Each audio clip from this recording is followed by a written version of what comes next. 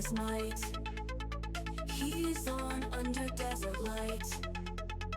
Bakalaka Dagestan in sight. Sand beneath construction signs. Workers forging oil refines. Slate and gives a perfect rhyme. It's his world, he's on a climb. Oil rules the land he stands. Mogul now with steady hands. From the sand his fame expands. EJ's dreaming foreign sands.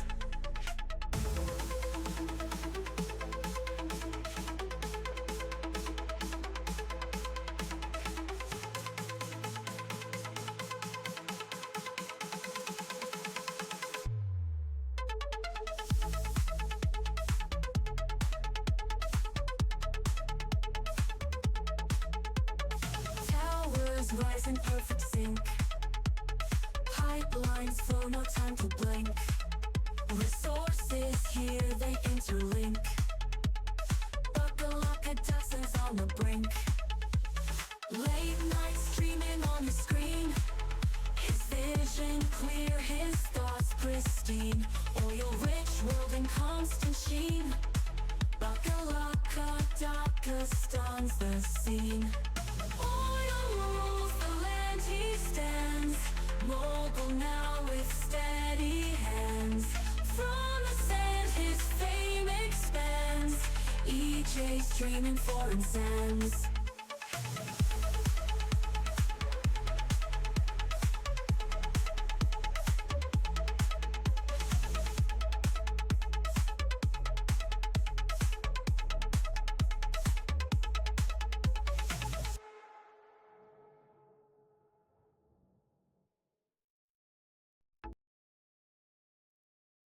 Hey, how's everybody doing?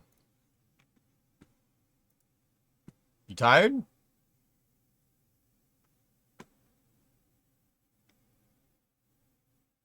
I'm tired. I'm tired. I'm tired. Good afternoon. It's October 25th, 2024. Today is Friday in California. Uh-huh. Shoot! Oh, man. You have small eyes today. Thank you. Oh, yeah. I'm a little beat. Not gonna lie to you. I had a dream last night about spider webs. Gee, I wonder why. Gee. That's I wonder how that happened. Wonder where that came from.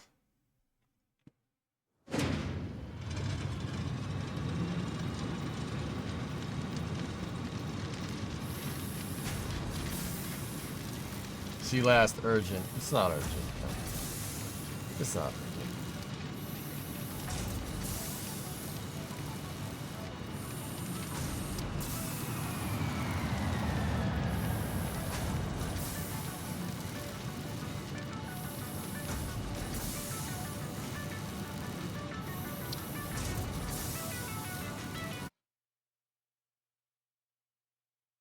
Boeing should sell its commercial space division to ULA. They should sell it to ULA and have Tory Bruno fix everything, because that's what he'll do. Alright, so. Yeah. Let me get Synergy up and running here. Actually, I gotta fix one thing. Turn that sound down there. Turn that up there. Move that window up there. Alright. That probably has something to do with why I had a dream about spiderwebs last night. You think Blue will buy it?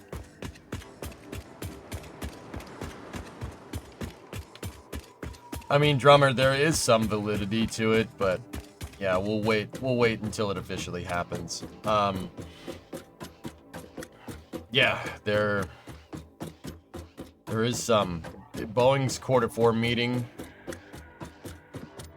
or Boeing's shareholder meeting that they had a couple of days ago included cost allocation for termination fees for Starliner contracting. It's not ideal. But yeah, they haven't done it yet. Just because they're allocating money for it doesn't mean it'll happen, but it also might. Screw that. I don't want to talk about bad news. Look at that.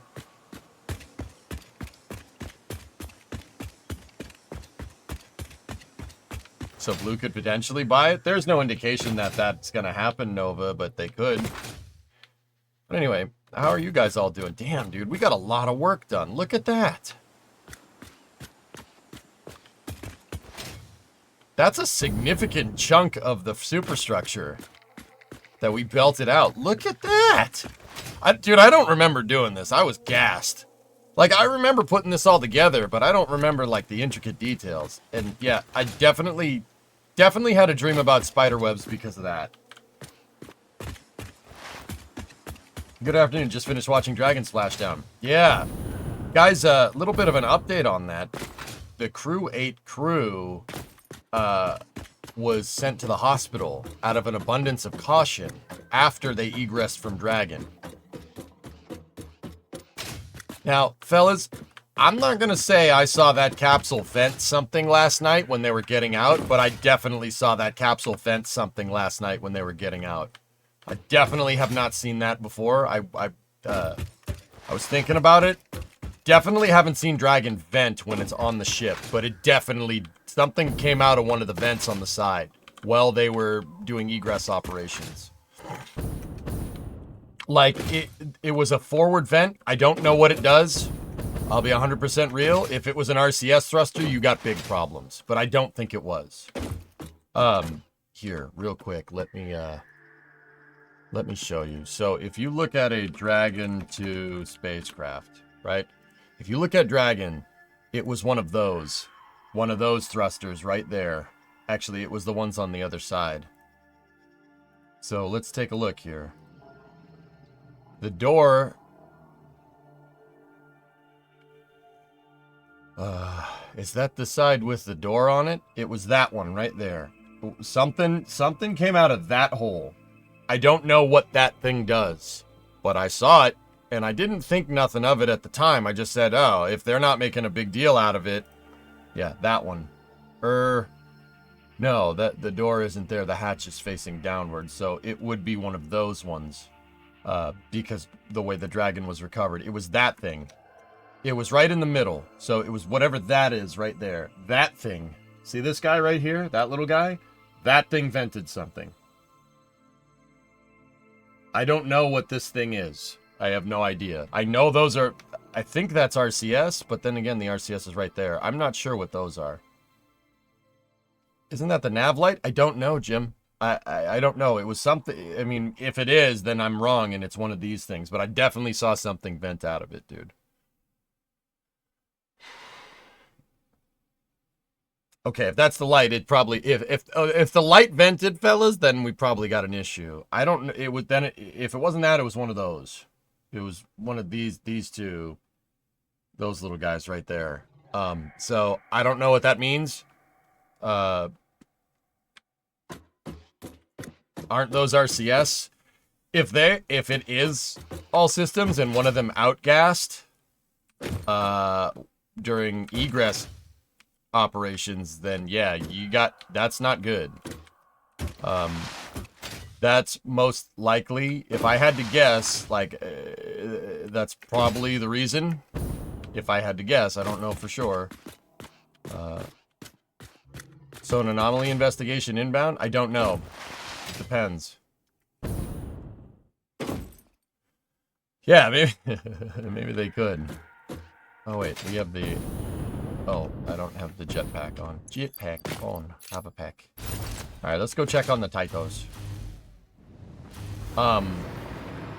That's the nav light? Yeah, okay, cool. That's the nav light, guys. Sorry, you gotta give me a second, man. You have to give me a second. I'm trying to make sure that I'm going to be awake enough for Flame Trench because I am like, hey there.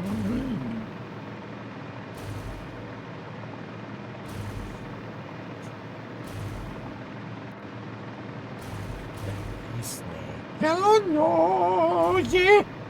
Itele hoo hoo. Sabadoo. Hello! How many hours did you not sleep? I went to bed at 5. 5:30. I got in at like 4:30, and then the dog Titan wanted to play, and he wouldn't stop barking. Not barking. He wouldn't stop like, hey, human. Hey, human. Hey, I want to play. So I took him outside, and he went to the bathroom, and I convinced him that doing that was playful enough. And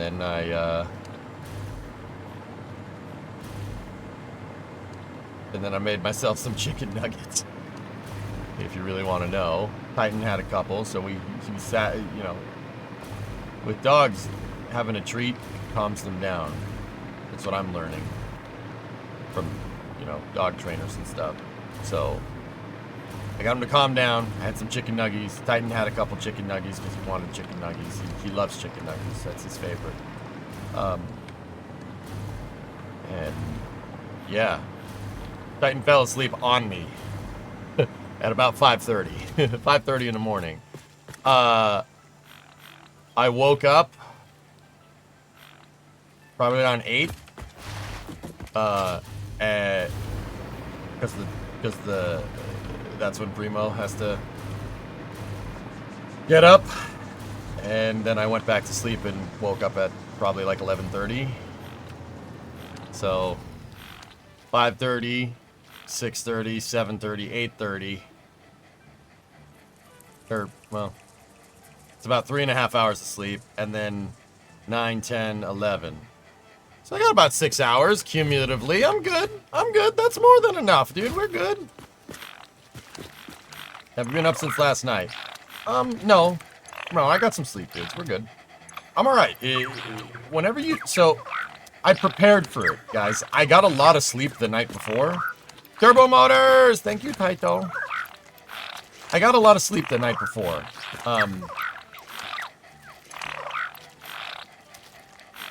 Wednesday night, I stopped early. We stopped, and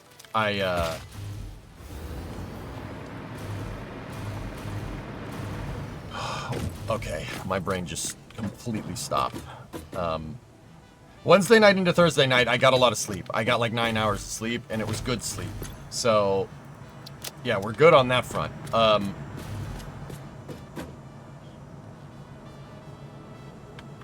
So I was able, that's kind of the secret, you know, like people ask me, like, how do you bust out a 16.5-hour stream? Well, you got to prepare. You can't just do that. You can't just bust out a 16-hour stream out of the blue. That's not how that works. You will fail. Like, believe me, I've tried. I got a lot of sleep the night before. I made sure that, you know, we had all the provisions, so coffee, Red Bull later, but I drank the Red Bull strategically. I drank the Red Bull pretty much right after Space News last night because I knew that would time me over basically until the end of Splashdown. And then at Splashdown, I would crash. Because you don't want to drink, you don't want to nurse the Red Bull all the way till the end of the stream because you're never going to sleep then, right? So there's a little bit of tactics involved here, dudes.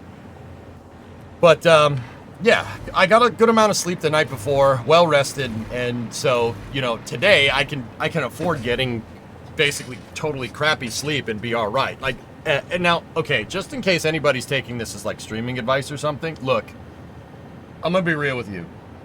That's not healthy. It's not healthy doing what I did. Like, it's not. I'm a professional moron. I get paid to do this.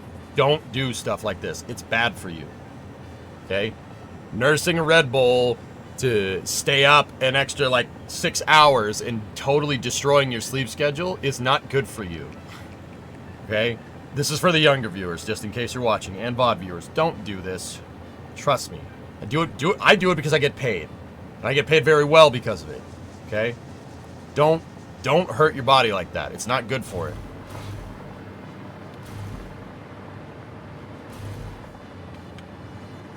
Yeah, no, I'm never doing that again, RJ. That was funny though. Don't do stuff like that. You might be able to get away with it when you're young, but trust me, when you get up to my age, you'll feel it. You will feel it. Don't abuse your body like that. That's really bad for it. I don't do it all the time. Like, the crazy thing is that we were doing that every day during the pandemic. I don't know how I did that. Desperation, maybe? Hey, Chief, happy Friday. Today is Friday in California. But yeah, if you want to know, like, I'm pretty transparent about how I do this. It's just caffeine at the right times and getting a good night's sleep before. You got to prepare for stuff like this. But once again, it's bad for you. It's not good for you at all. Like, dude, I feel like trash right now. I'm awake. I'm pretty good, but I'm not nearly as alert as I should be. Like, I'm like, I thought a light on the side of Dragon was a thruster a second ago. Like, careful. Like, don't do stuff like this. It's not good for you. Don't hurt yourself except for money. I mean, if that's what you got from this, I guess I can't really help you. I'm telling you, getting a good night's sleep is underrated. Getting a good 6 to 8 hours of sleep, uninterrupted, real sleep, not interrupted sleep. Like, getting a good block of sleep and having a dream, like dreaming and stuff, that's good for you. It's really, you feel great in the morning. How'd this morning go? Worst, everything seems okay.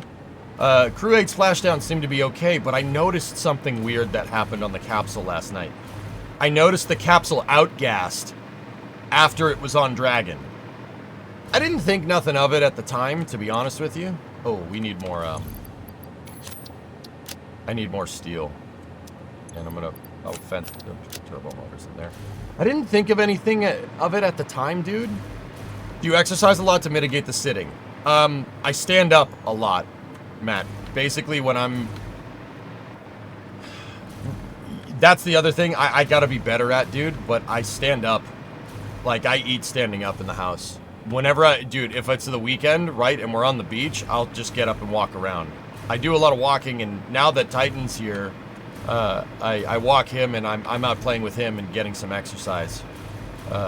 Yeah, because, yeah, sitting here is so bad for your circulation. It's super bad for you. Shaw, we could go check the VOD if we want. I mean, Matt, to be honest with you, I don't get enough exercise. I really should exercise more. But I do walk to my office every day. I don't take the car. I don't commute to work in the car. My house is very walkable.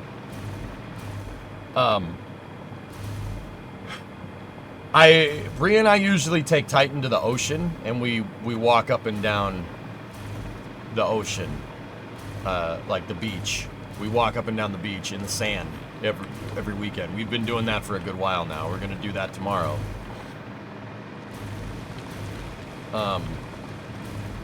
So yeah, I probably should get more. But anyway, so it's interesting because that dragon, I saw it outcast, and I didn't think anything of it because nobody on board thought it was a big deal, right?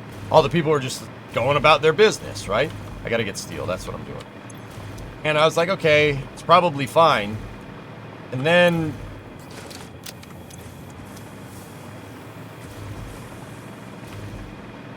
I hear, the first thing that I checked when I checked my phone this morning is that Crew 8's going to the hospital out of an abundance of caution. Now, once again, we looked at the thruster positions on that dragon, right? I thought the light was a dragon, which got me going about how you should get a good night's sleep because that's a light, it's not a thruster. It was that. Something came from one of those. Whatever those things are. I don't think they're RCS, but they might be RCS. I'd have to go and really look.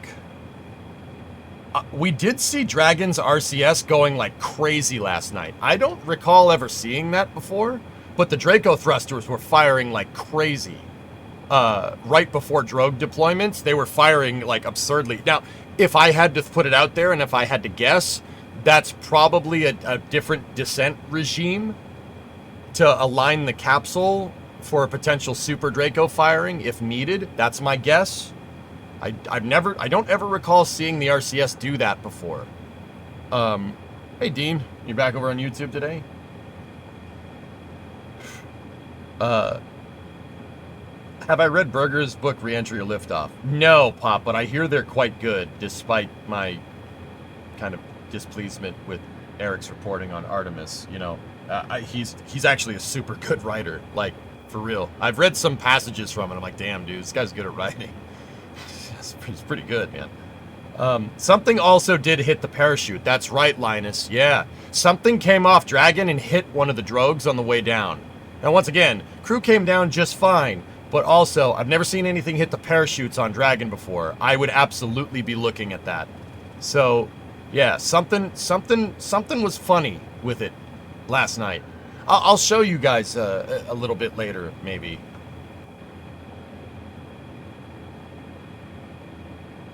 Can I show some of the things that happen? Yeah, sure. Before we jump into Satisfactory, we'll just do it now. Give me 1 second. SpaceX! Let's see. Let's see if they showed the drogues. 9 a.m. Alright, watch. Watch. It's the next shot after this. Dude, Hokey, there's stuff coming off of that capsule.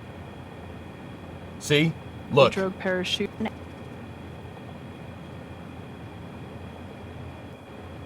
Now that could be stuff in the background, but something is coming off. Dude, they cut the camera.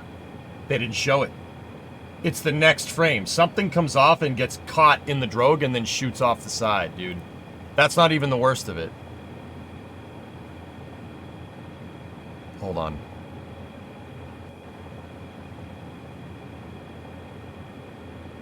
Alright, watch.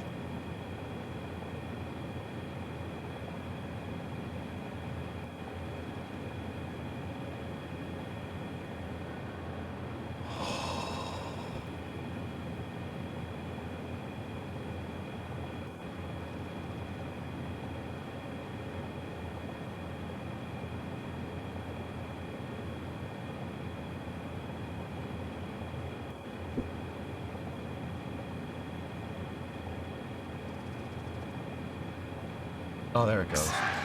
In the background. All right. It's over here.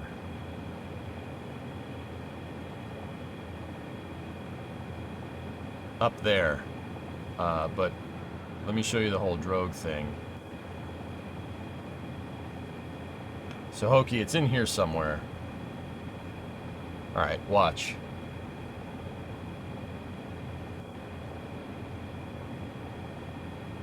So yeah, Hokey, two things, dude. I noticed the Dracos are pulsing like crazy during like, post-plasma.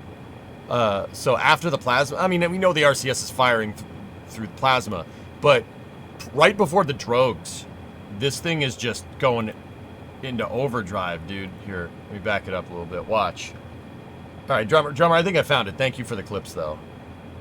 Yeah, Felipe, the VOD would show it. Let me just... So, look.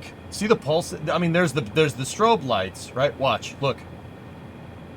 See? Look, dude, you see all that? That's no good.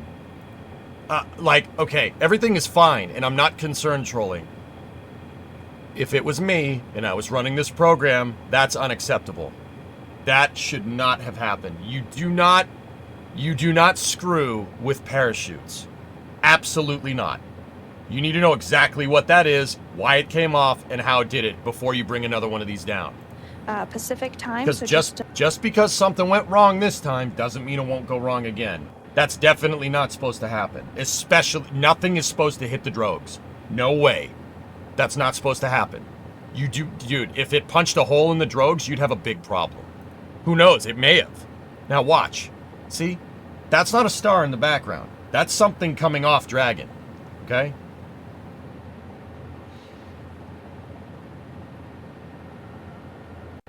Here, let's slow down the playback speed. Watch. Something else comes off right there. We don't know what that is. I mean, we do know that there is a parachute hatch that does fly off, but that usually flies off with the parachutes when the main chutes deploy.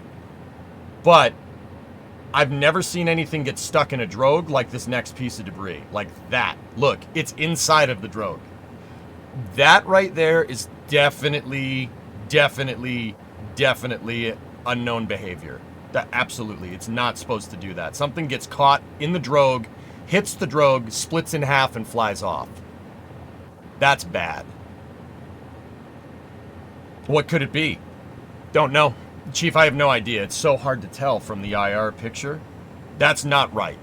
I know enough about this to know that SpaceX is definitely looking into this. It's definitely a problem. Is that the problem with Crew 8 going to the hospital? No, I don't think so. If we go a little bit further in, after they move Dragon in amidships with the hatchery thing, give it a second.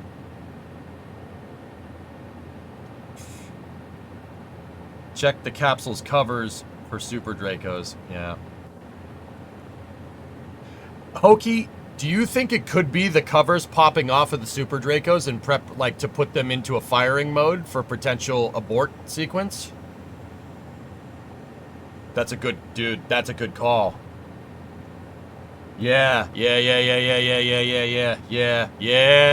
because you'd want to prime the Super Dracos, right? You'd have to pressurize the Super Dracos because we know that the Dragon capsules are rated to do a propulsive landing if there's a parachute failure. SpaceX did confirm that.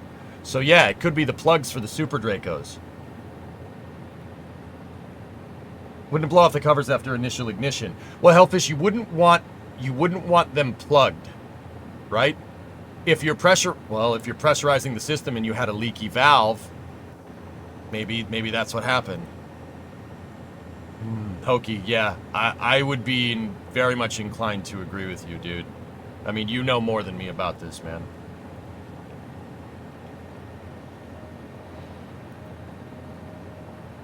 This is the first one that landed like that. Thanks, dude. Xvideos is awful. How hard is it to just scroll through the VOD? Like, is this difficult? Dude, I'm just gonna go watch my VOD, dang it. This is ridiculous.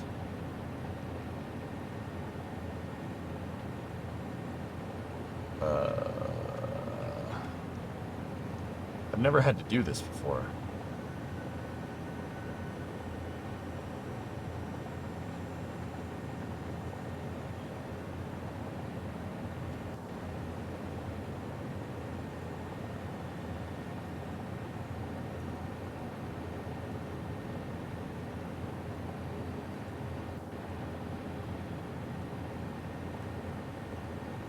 I've never really had to do this.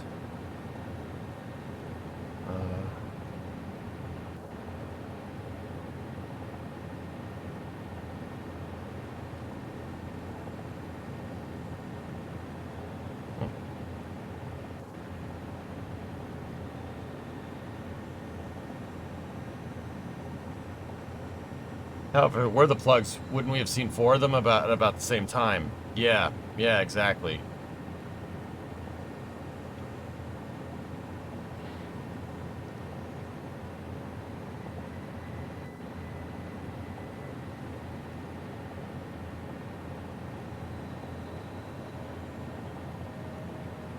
Okay, here we go.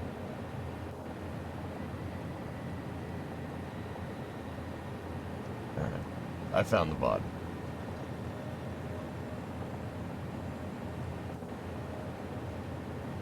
Carolox.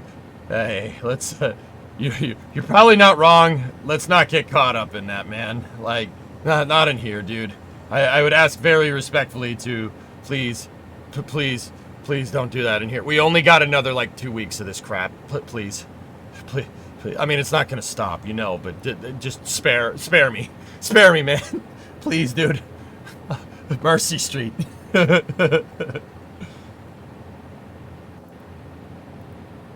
right, dudes. Watch. See, my mouse cursor is on it here.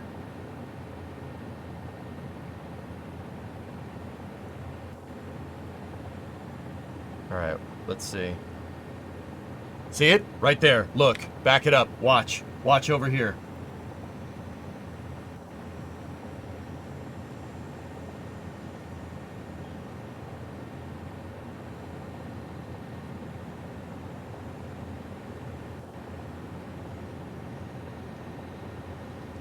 Yeah.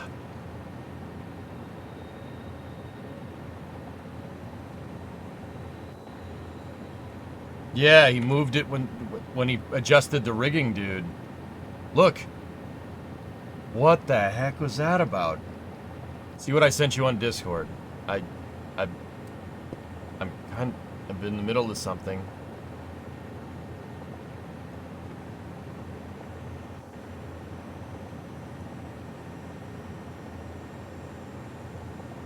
Okay, what's this, creeper?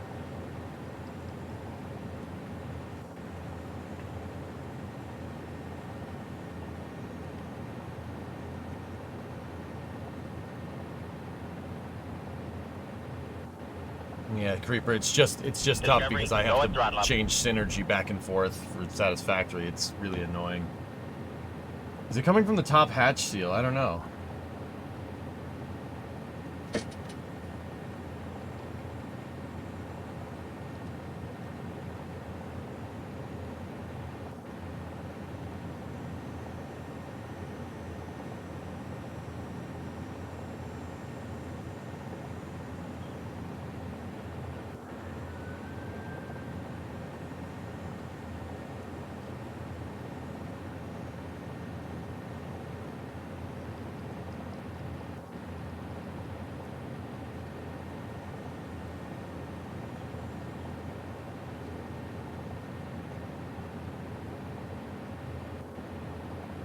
So my eyes suck, creeper. What is that? Air 3x air ventilation ports used during splashdown.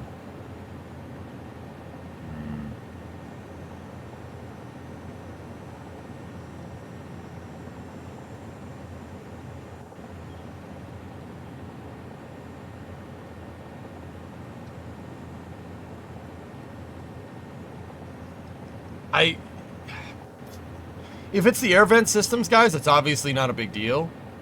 But also, at the same time, I don't ever recall that happening before. But then again, maybe I've watched too many of these that I've forgotten more than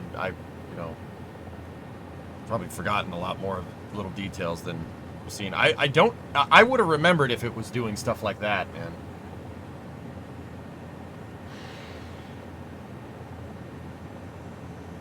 Did you switch games and back? No. I am playing Satisfactory. I want to play Satisfactory. I wanted to save this for Flame Trench, dude.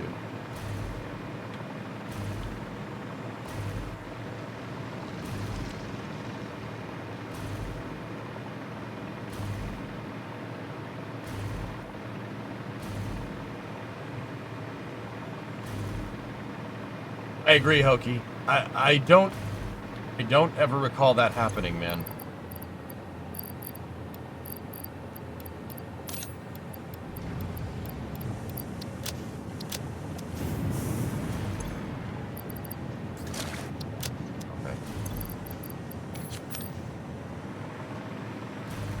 Straight pipes are coming in Satisfactory 1.1. What does that mean, Jackery?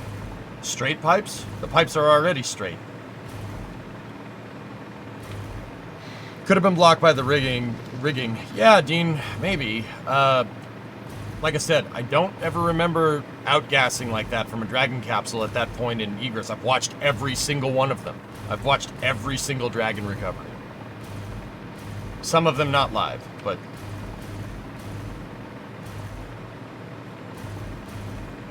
Oh, like what you could do with the belts now. Yeah, oh, okay. That's cool.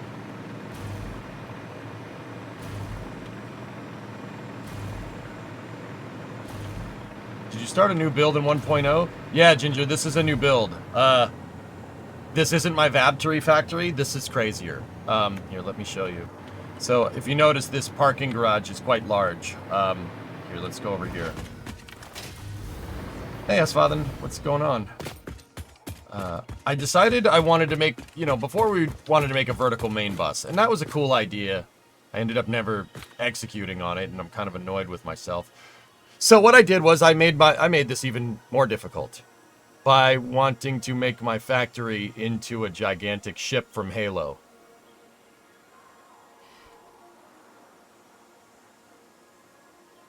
If anybody here is familiar with the Pillar of Autumn from Halo, I decided I wanted to make my factory inside of the Pillar of Autumn from Halo.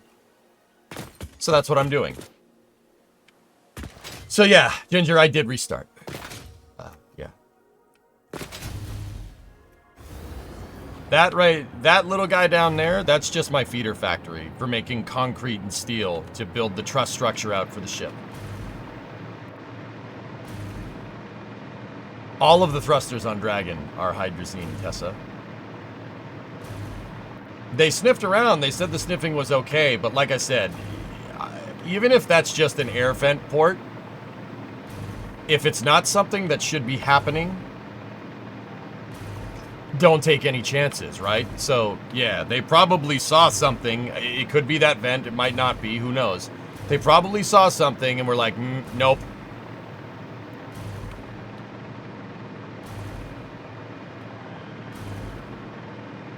An epic stare into the camera.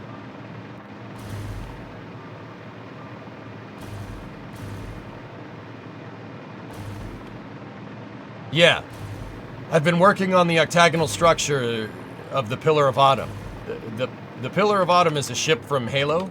I have all my tabs open. I keep all this stuff kind of bookmarked. That thing. Ginger, if you remember the Grissoms from Kerbal, I based the Grissom off the Pillar of Autumn. It's one of my all-time favorite ships from sci-fi. Like any sci-fi. Yeah, I love that thing. Because I'm a big Halo fan, right? So, I decided, let's build a factory in there. Because why not? Like, no one else is going to do that. And don't get me wrong, like, I'm not saying, like, what people do in Satisfactory right now isn't impressive, right?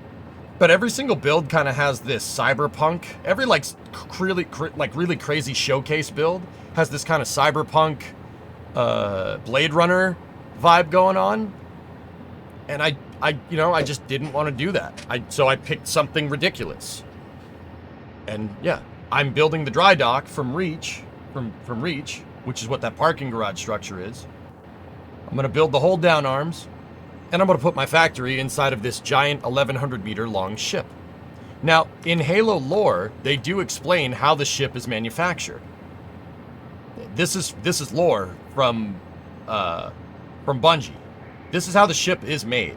It's made with an octagonal structure. It's actually described in pretty good detail in the books, right? And it's explained in the game if you play Halo CE and you play the Pillar of Autumn level, why there's just some random structures going through the ship. Like, if you ever notice you're walking down a hallway, you see a spar that's diagonally going through. Well, it's the octagonal structure. So I decided that would be a good place to start to help extrapolate dimensions here. And that's exactly what I'm doing. We're working on the biggest hull segment of the ship. The ship is divided into 5 of them. 1, 2, 3, 4, and 5. 5 being your propulsion section. Hull segment 4 is where the bulk of the ship is and where most of the big components are. So, we figured out, we extrapolated how big one of those octagons is, how big one of the cubes is that holds it together, and made those into blueprints. I was about to say sub-assemblies because KSP. And, yeah, I've been working on the octagonal structure since. It's big, if you haven't noticed.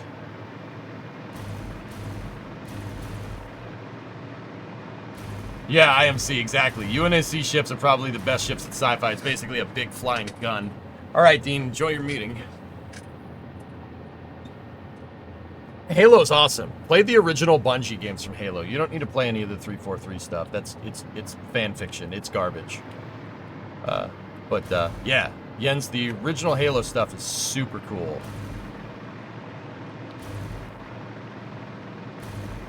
No mention of the ship crew going to the hospital and they were exposed more. What do you mean no mention? I just got done talking about it, Dark Crew. Where's the elevator? There's no elevators in Satisfactory, but there are elevator shafts on the ship, ARJ. That's a big question mark for me for figuring out how to put this thing together. I'm starting with the structure and deck spacing, as you saw, and hoping that that kind of is enough to figure it out. It's kind of an unknown. Honestly, it's probably a lot of fan fiction that's better than 343's writing. Facts. Moon, I'm alright. How about you?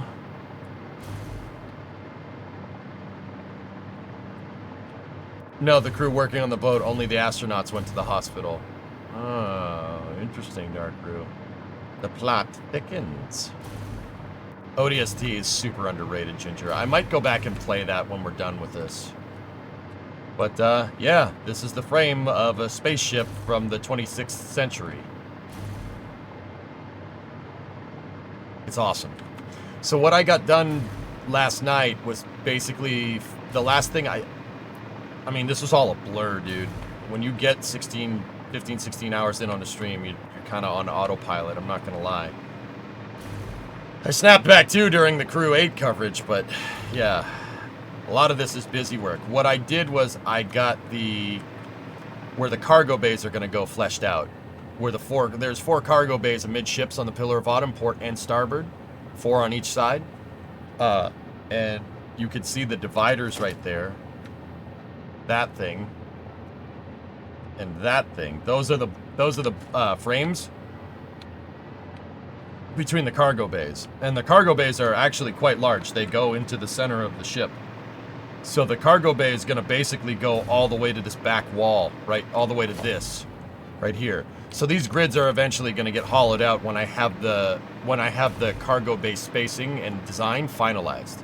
I put the grids there because it's easier to build the grid pieces above and below them if you have something to build off of. So we're going to do some subtractive manufacturing with the frame of the ship sooner rather than later.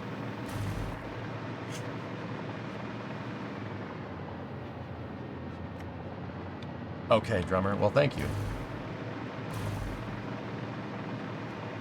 Thanks, Josh. I was up until the end of Splashdown for Crew 8, which Splashdown in recovery probably got me till about 4:30 in the morning. So we were up late last night. So yeah, treat for the Pacific viewers. Yeah, Supersonic, this is good, man. I told you, once I got the deck spacing and the frame spacing figured out, this project's gonna come at you pretty fast. Yeah, it's gonna come at us quick, which is good. That's good. That's what we want.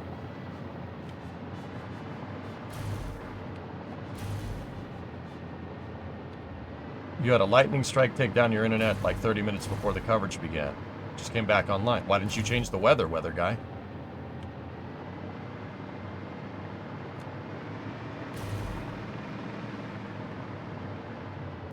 I was tired. Okay. So something that I noticed last night was getting the vertical stringers, the vertical cubes, or the vertical supports here. Like, I was making those manually. If we could figure out a way to make a blueprint to attach this, to attach that correctly, we could probably get this done a lot quicker. I did end up blueprinting the horizontal, which is pretty cool. But, yeah, gonna have to figure out a way to get this done right. The octagonal spheroids look like such a cool idea. Yeah, that's Bungie lore, Moon, which is still, like, kind of nutty to me. Like, that's lore from the game.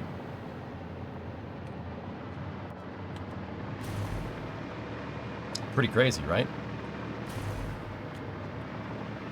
Space news is going to be crazy today. Well, we got Flame Trench today, Bright. So, yeah, it's gonna be pretty ridiculous. All right, let's go work on the top framing up here. Let's work up high.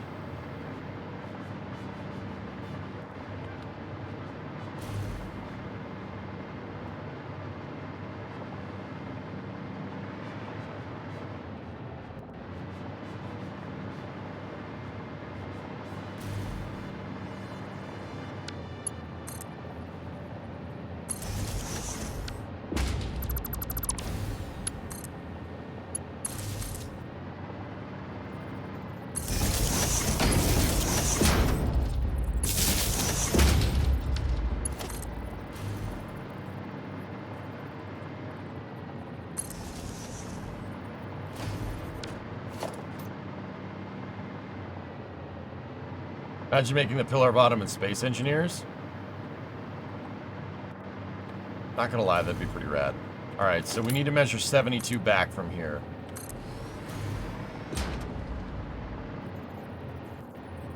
.72 is the spacing on the bulkheads for the docking bays. So 40 and 32. Alright, now we need to go down 3, over 3 to get the bevel on the outside of the armor.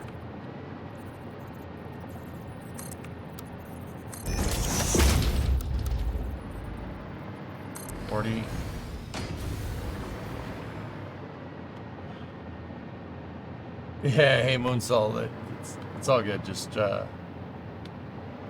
saw when you had them lined up in 2D, seeing in 3D is cool. I mean, yeah, right on, man.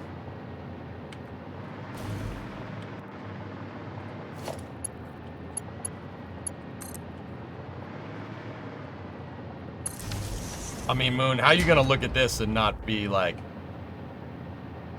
whoa, whoa.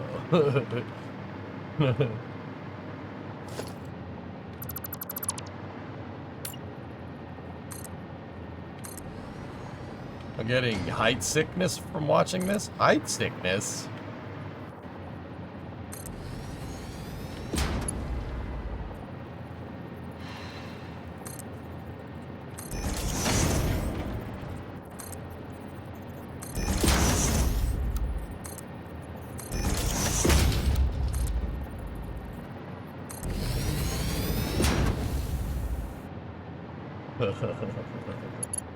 Yeah, man.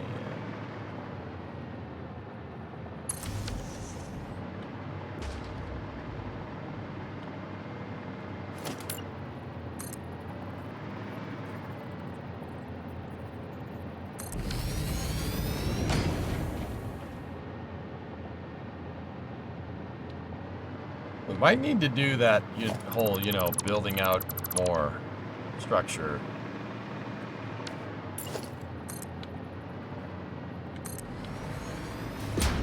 Yeah. Shut up, Davis.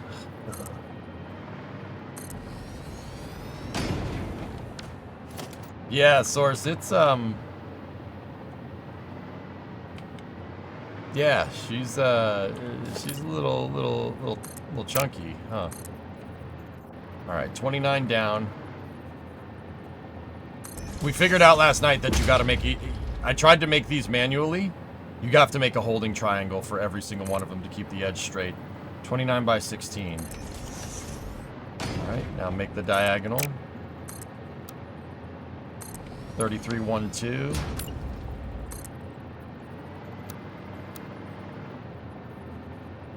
For this to work right.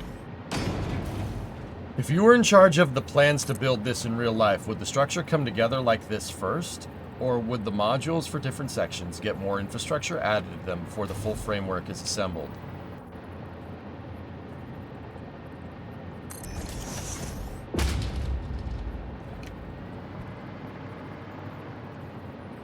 Self-synth, the second one. The second one, dude. Yeah, I'd probably just build the ship, fully furnish the ship in puzzle pieces. That's how they build aircraft carriers, guys. People say like, oh man, how cool would this actually be in real life? Dude, we do stuff like this in real life. Look.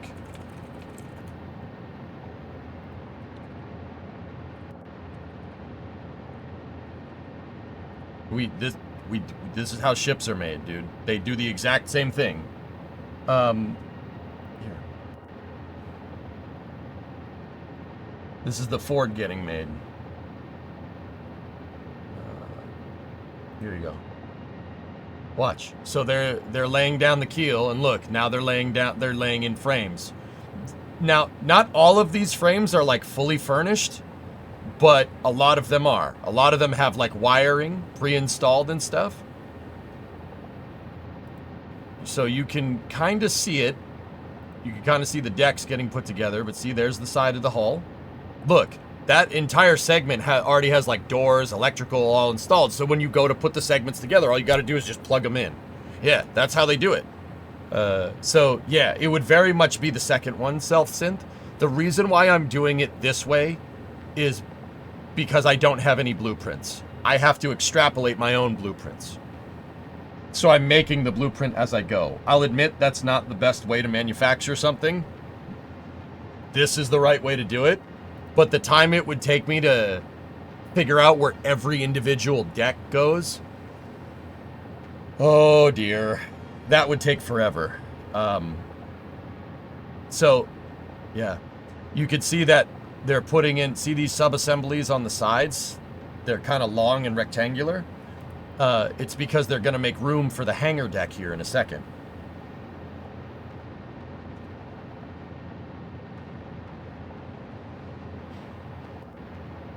See, look, the tower. The tower gets assembled as one piece. See that? I mean, it's not all one piece, but look. I mean, you know how crazy that gantry crane needs to be to do that?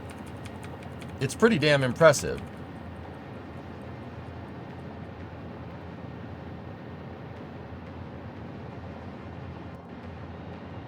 Like, look, it's just like making lasagna, man, only with metal. Just got to layer in everything. Look at that, the foxhole in one piece, dude. That's bananas. You know how heavy that damn thing is? Like, if I wasn't so obsessed with spaceflight, guys, this stream would be like all civil engineering and all, like, nautical engineering. I love this stuff, dude. Like, it's fascinating to see that thing built.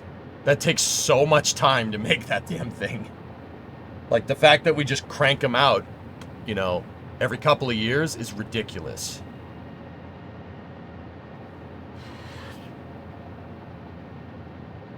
You should totally base some internal layout on real warships.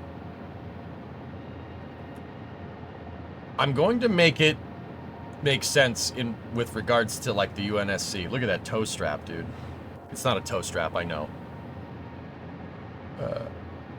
Like, I'm not giving it an anchor room, Hellfish, but yeah, the idea is, I guess, is what you're saying. Yeah. Look at, dude, look at that thing. Look at that monster. There's the anchor. Anchor's away.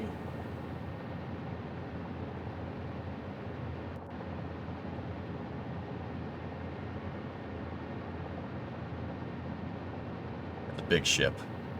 Fun fact, the Pillar of Autumn is like 3 of these. The Pillar of Autumn's 3 Ford class, 3 or 4, I forget. Yeah, that's how they make ships. Every ship is made like that, not just aircraft carriers. But yeah, they're cleaning the flight deck. That's right. Yeah, let me put it to you like this. If I had a blueprint printer that could, like, if I could take the blueprints, bring them into Maya, and model the entire ship, right? I would do that, and then we'd do it in Satisfactory. But we don't have that luxury. I mean, that, and it also is kind of lame to... I don't want to do that way. I mean, you probably could. But, no, I like building it this way. Yeah. I think this is a cool way to do this. Anyway. We're building triangles. 3.5-ish? Yeah. Yeah, and Hellfish, I know what you meant. About, I know what you meant, Artie, like, base it off of... Yeah, take some liberties, you know, but base it off of how, like, you know, where, like, elevators are and where staircases are, etc., etc. Yeah, I'll probably do that, dude. Yeah, I agree.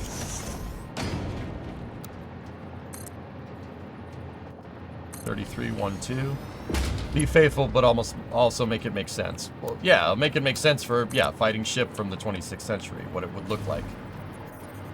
But the way I see it is, like, I'm not disagreeing, first of all. Like, sorry, I'm just tired and having trouble saying I agree. 9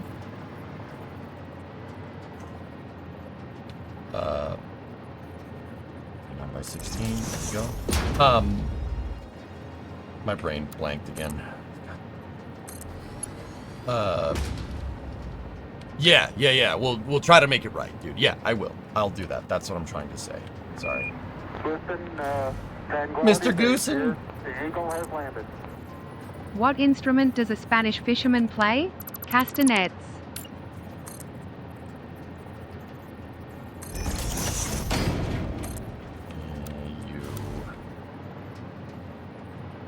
I don't like you. don't quite like that, mate.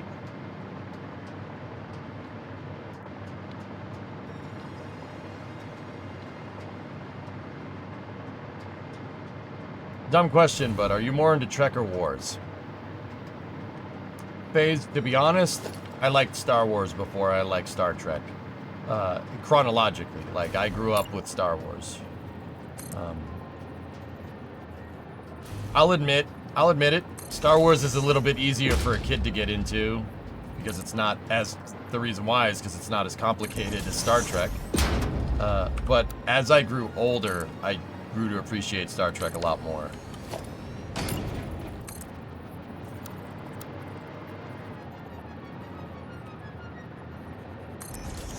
I do like both of them, though. But I'll admit I lean into Star Wars a little bit more than I do Star Trek.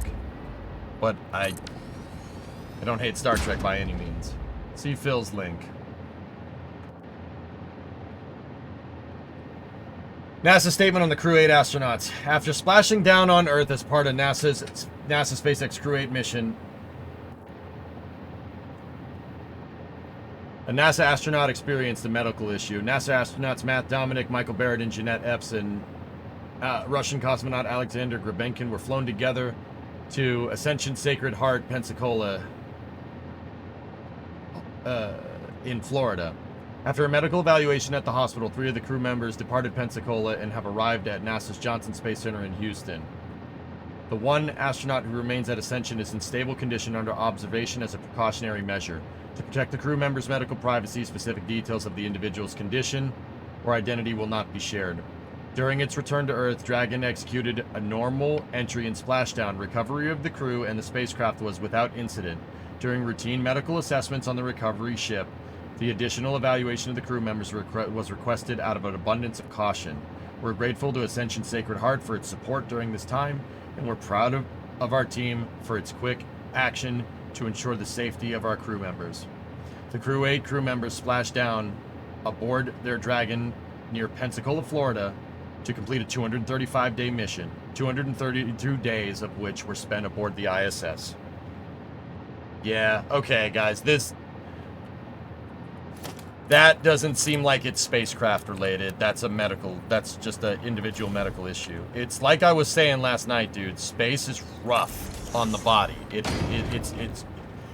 It's a lot. It's asking a lot to come back down into the grav well. That hurts.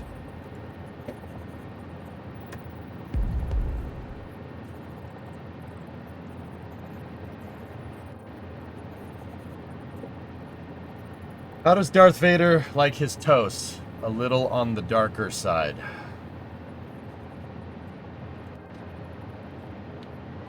Would you go to space if you had the chance? Absolutely.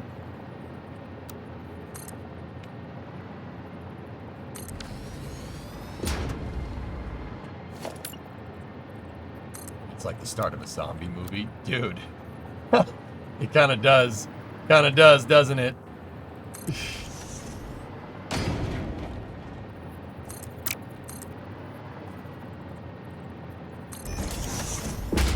Reading between the lines, it sounds like Alexander Grabenkin had issues.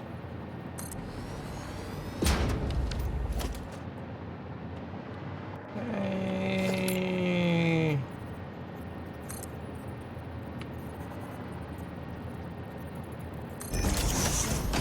It's hard to say, dude. 4 lives went up, 5 came back down. Do you ever play Star Sector? One of the few space games other than KSV I keep coming back to. Never played it, dude.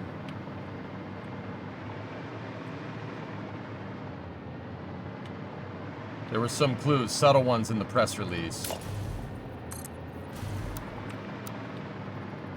Well, either way, man, I hope everybody's okay. You don't want this kind of stuff happening, man. It's not good. It's not good for spaceflight, you know.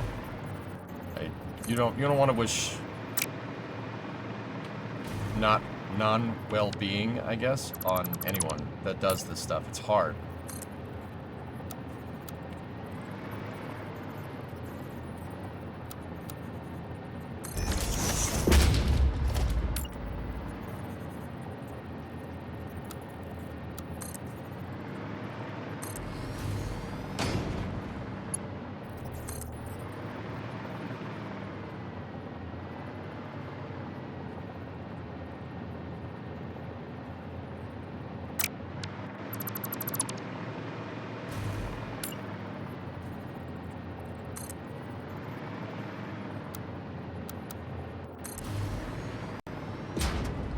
Hey Sawyer. Hi from YouTube. Question, do they need specifically trained docs for returning astronauts? Everything is rehearsed, dude. Everything. Something isn't right. We're not aligned.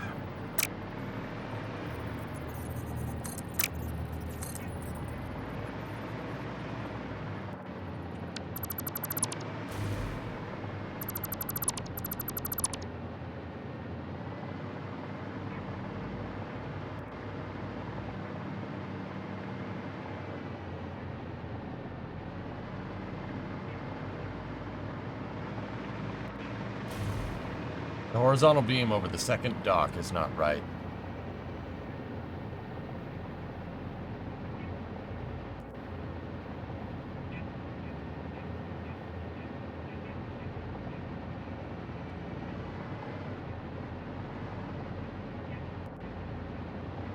That's correct, right there. No, that's supposed to be like that. All of them are like that, dude. Look.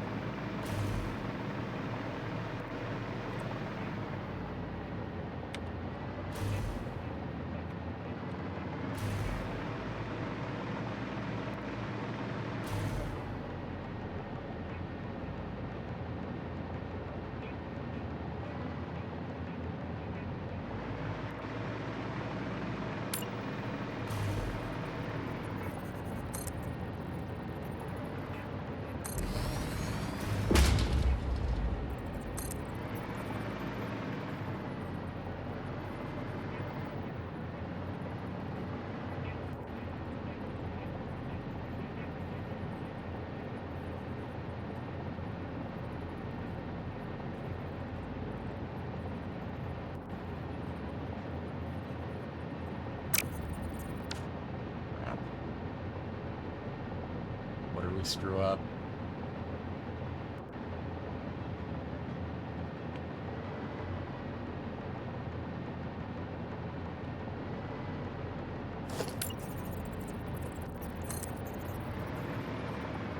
That one's right.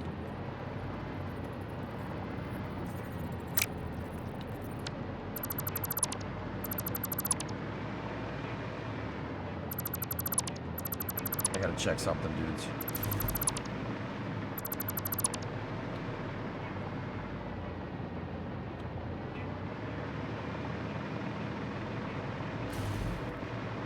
It is, Moon, just a little bit, dude. Yeah, that's just because we can't really, it's hard to make beams on a decimal point. To get the math out, to get the angles right with these, we need round numbers for I-beam length, and this is the closest you can get. It's pretty damn close, but it is just a little bit bent.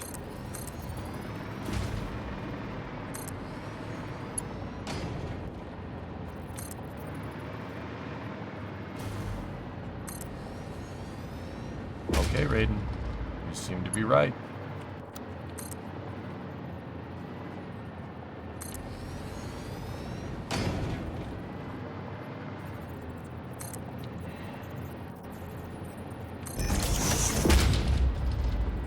Yeah, okay.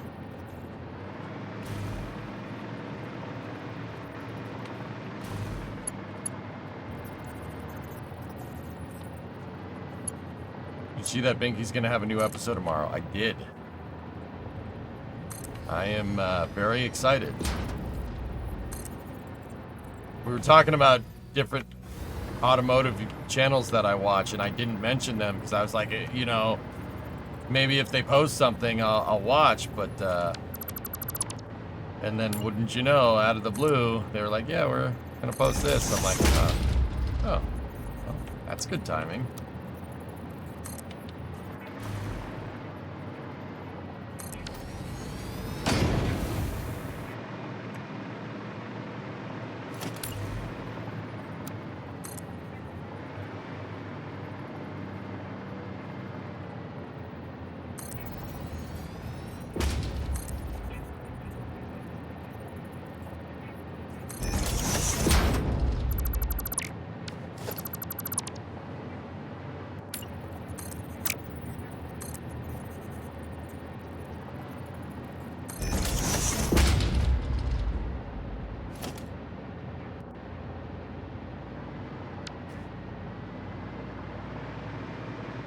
Satisfactory in the running is in the running for the golden joystick. Cool, man. Yeah, Raiden, good eye, man. Yeah, it does bow out just a little bit right there. It's slightly obtuse, but that's okay. It's fine. I'm cool with it. Trust me, they're fine with it. Like, we'll be able to make that look okay. It's not that big of a deal.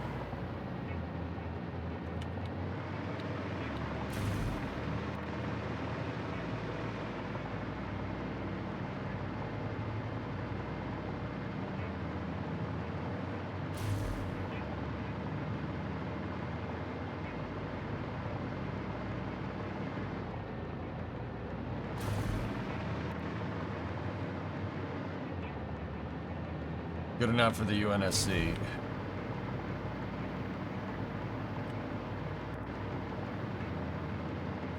Yeah, it's fine, Phase. Alright, let's do the same thing down here.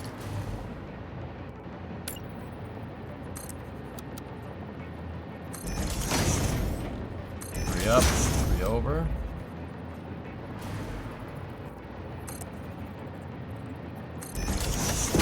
You gotta make all this stuff the right way.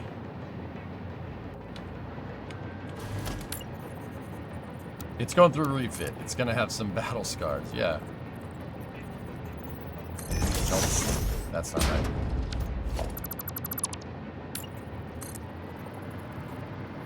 Yeah, we've made some pretty good progress, Brun, yeah.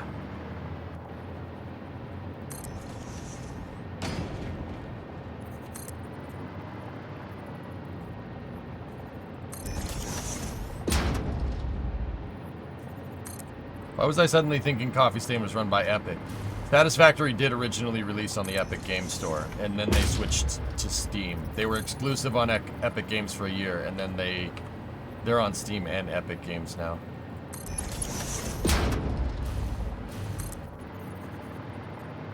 I'm gonna try building all of the right angles first, just to make sure. I think this might be a little bit of a better workflow here.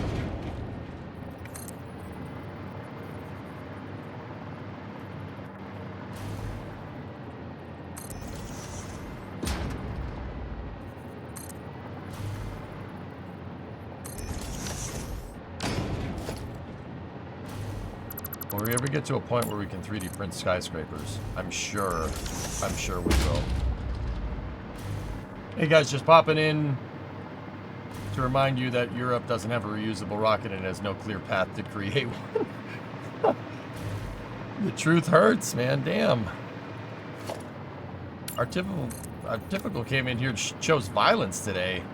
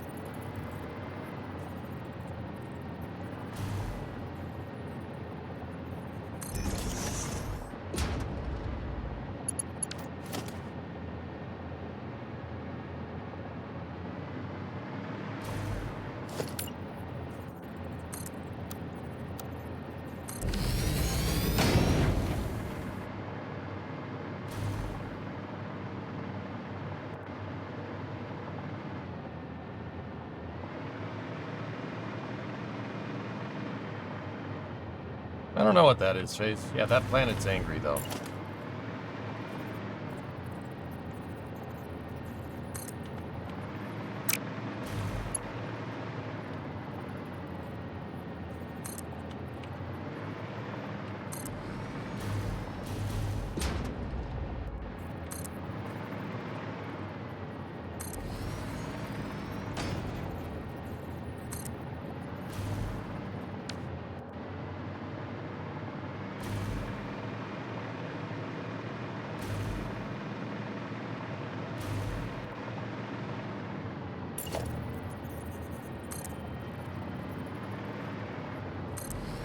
This in VR would be something else, dude.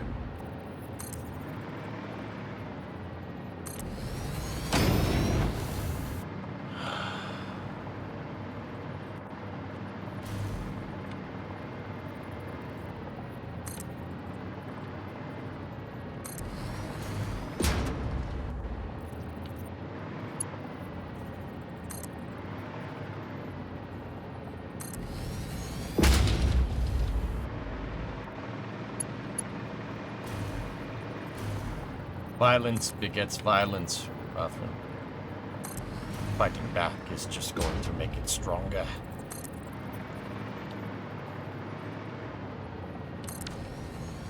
Evil begets evil. Shooting at it is only going to make it stronger.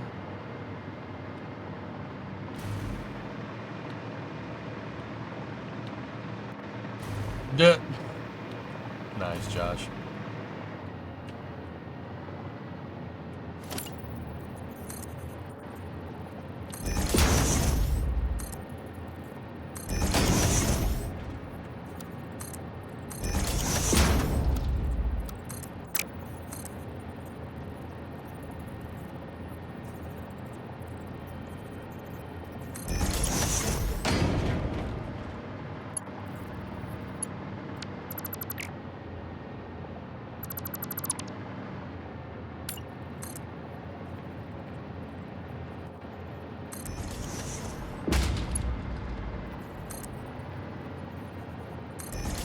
Yeah. Raiden, I think that this is the right way to do it. Make the tries first. Make the tries first. Or the straight lines first. Then make the diagonals, right? And then connect the stringers on the long axis. I like doing it this way. You're much less likely. I was about to say you're much less likely to make a mistake, but I made a mistake as I was about to say that, you know. You're much less likely to make a mistake this way. And also, this gives us some pretty rad structure to be able to tie into. To tie the octogrids into. It'll be easier to figure out deck placement and how to tie all this in structurally this way. I actually like this way of doing it. Adding these right triangles in. I think this is optimum workflow. I think we can get better. It's possible we might be able to do a blueprint for these triangles, but I'm not really, I still haven't thought of how.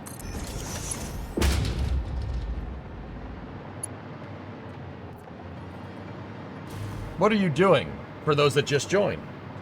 Yeah, no more. This is my big jungle gym. No.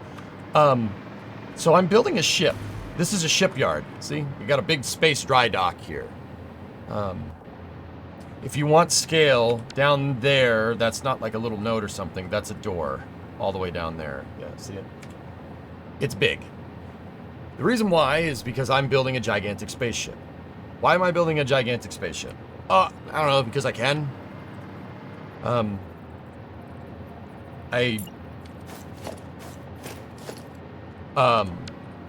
Everybody builds their factories on the ground. Screw that. Or on a big plate, concrete plate, and call it a day. Now, don't get me wrong. I'm not hating on that by any means. I just wanted to do something different. So I decided to build my factory into that instead. That's the UNSC Pillar of Autumn. It's a very... it's from the Halo universe, the Halo series of video games, if you don't know. The Pillar of Autumn is... the Pillar of Autumn to Halo is what the Millennium Falcon is to Star Wars. It is like... it's so personified in the... it's like a character, you know what I mean? In the Halo series. It's so essential to the story. Now... the Pillar of Autumn appears in multiple Halo games. It appears in Reach and Halo 1. When it's in Halo Reach, which is a prequel to Halo 1, it's in Dry Dock. So, you know, I thought, you know, with 1.0 out, now don't get me wrong, it's in UE5, right? But I believe update 7 or 8 was the original Unreal Engine 5 port, right? But fact, like 1.0 is super polished, and with UE5 you know, because it's super polished, I decided to start a new save. And when I decided to start a new save, I said, you know, let's play through the story, have some fun, but let's build big. Let's abuse UE5. Because I already had like a factory built out before, but it was designed to basically scale for UE4, right? With UE5, you can build at scale, and your computer clearly doesn't care. Like, I don't have a really good computer. It's just a pretty decent computer from, I don't know, I'd say it would be cutting edge for like maybe 2018 or 2019. Like, I don't have the best computer specs around, but UE5 is clearly able to scale and build big. So I figure, you know, 1.0, a lot of people are going to be watching. Let's do something crazy. So I decided to build the Pillar of Autumn, and I decided to put my factory inside of it. Yeah, no more 8s. I know, everybody knows Halo, but dude, when I originally started giving this explanation, people were like, yeah, I don't know what the Pillar of Autumn is. I was like, oh, it's the Pillar of Autumn from Halo. People were like, what is that? I'm like, what? What? Really? Because, I mean, yeah, no, I'm a nutso Halo fan. Like, I love, like, okay, you can either hate me or like me because of this. I don't think this is the most controversial take around, but I don't like post-Bungie Halo games. I'm not a fan. They're awful. Really don't like them. Not to crap on other people's work, but yeah, not a fan. Not a fan at all.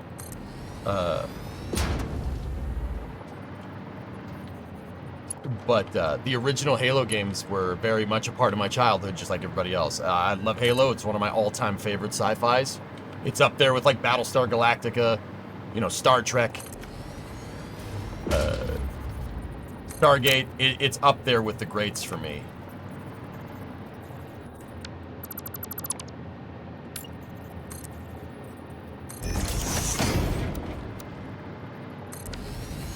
What's my favorite Halo game? Halo 2 is probably my all-time. That's the one I find that I'm quoting the most. Would it not just be a dock? It's a spaceship, so why would there be a wet dock for it? Might be stupid. Because nautical nomenclature sometimes carries over to other things, Jack. Like how a crane, which never sees water or has nothing to do with a sailboat, has parts on it called a jib. And a jib mast. Nautical terms can carry over, just because it's not a nautical ship. Doesn't mean that you don't have to, you know, you can't borrow nautical terms, right? So, you're right, this isn't a wet dock. You're very perceptive, there's no water in it, and there would be no water in it because this is a spacecraft. Okay, it's not the Bebop, you know what I mean? Anybody? You get it, you get it. So what are you gonna call this then? A dry dock?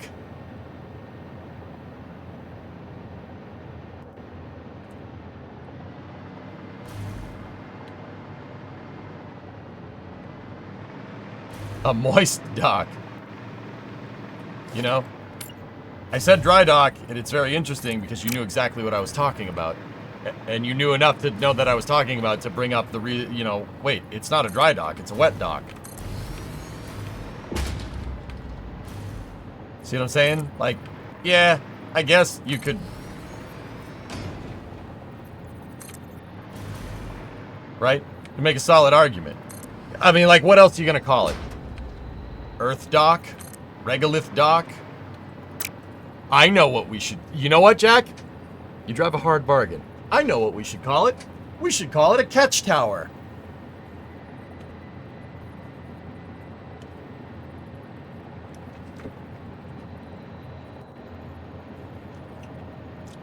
Should call it a catch tower. Cheers.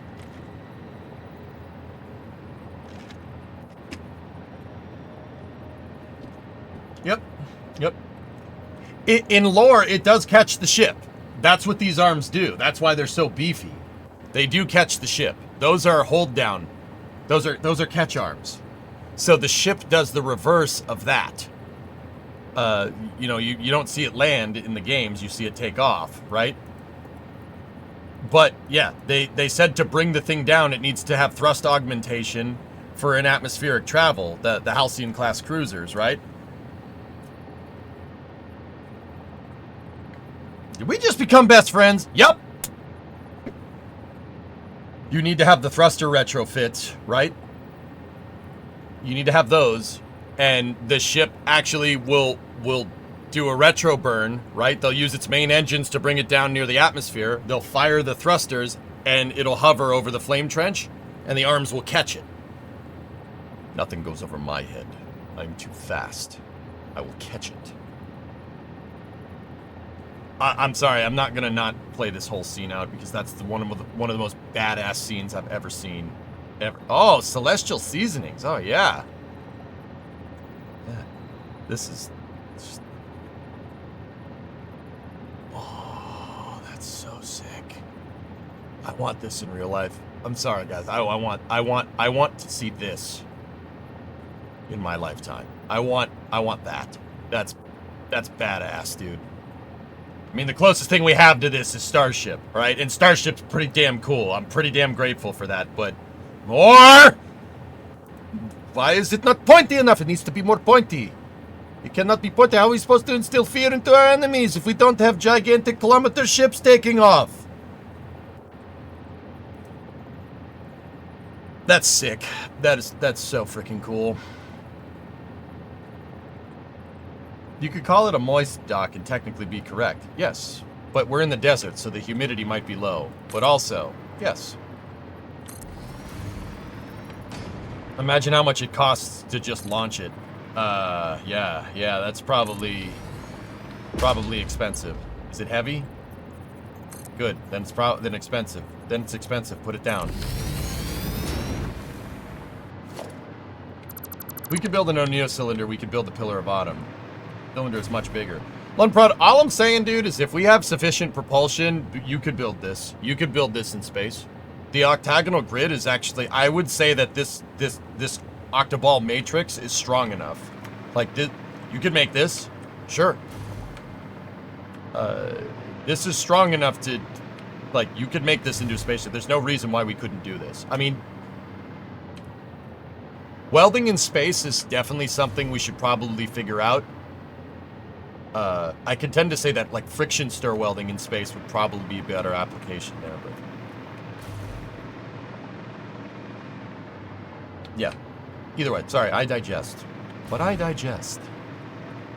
No, yeah, that's, I don't see why we couldn't do this. Like, it's definitely possible. We need to figure out how to manufacture in space a little bit better, but that's not beyond... What, we can't figure that out? Of course we can figure that out.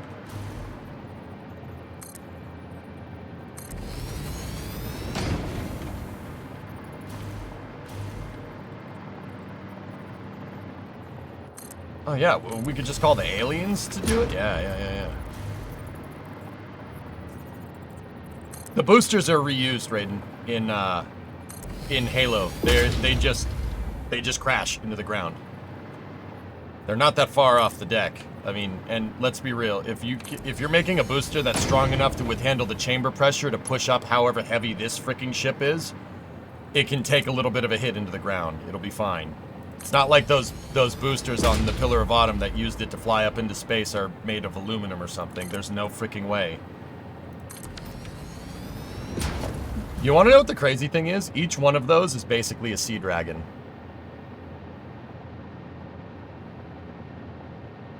Like, if you, I mean, how much mass is the Pillar of Autumn? For real. How heavy is this ship?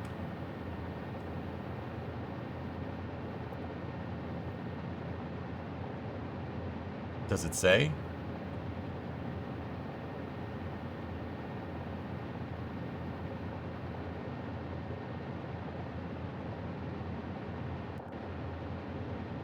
So cool.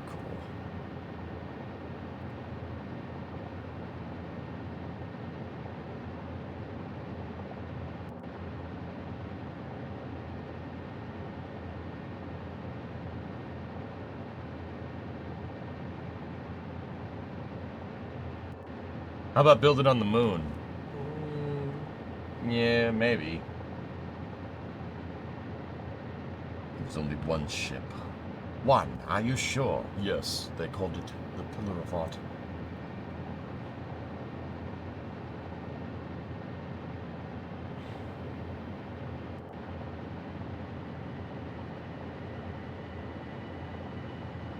9 million tons.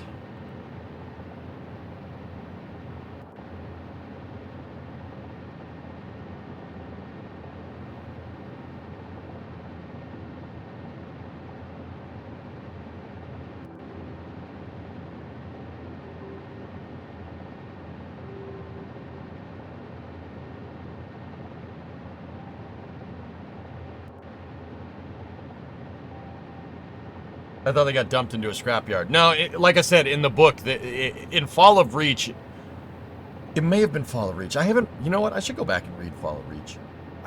It was explained somewhere, Raiden, that those things are reused. They just fall over here. That's not that far, dude. That they're less than a kilometer off the deck. And look, like I said, if they're strong enough to be able to handle the chamber pressure that's required to generate the thrust to get above 1 thrust of weight for 9 million tons of mass, I think we're okay. I think if it can do that and not pop, it'll survive a little fall.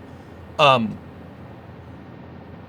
closest thing we ever came to building one of those was a concept called Sea Dragon, if anybody wants to know. If you've watched For All Mankind, you know what that is. Sea Dragon was a rocket that's basically a big dumb rocket. It's a gigantic cryogenic pressure-fed 2-stage to orbit vehicle. And Sea Dragon would not have required a launch pad. The guy that came up with it, and it was an engineer by the name of Robert Truax. And Robert Truax theorized that, you know, instead of making a rocket out of basically airplane materials, so like rockets are made out of aluminum, and they have a lot of, you know, titanium and niobium and all these kind of rare earth metals. He's like, wait a minute. Why don't we just make one out of steel? And just basically make something that brute forces stuff into space.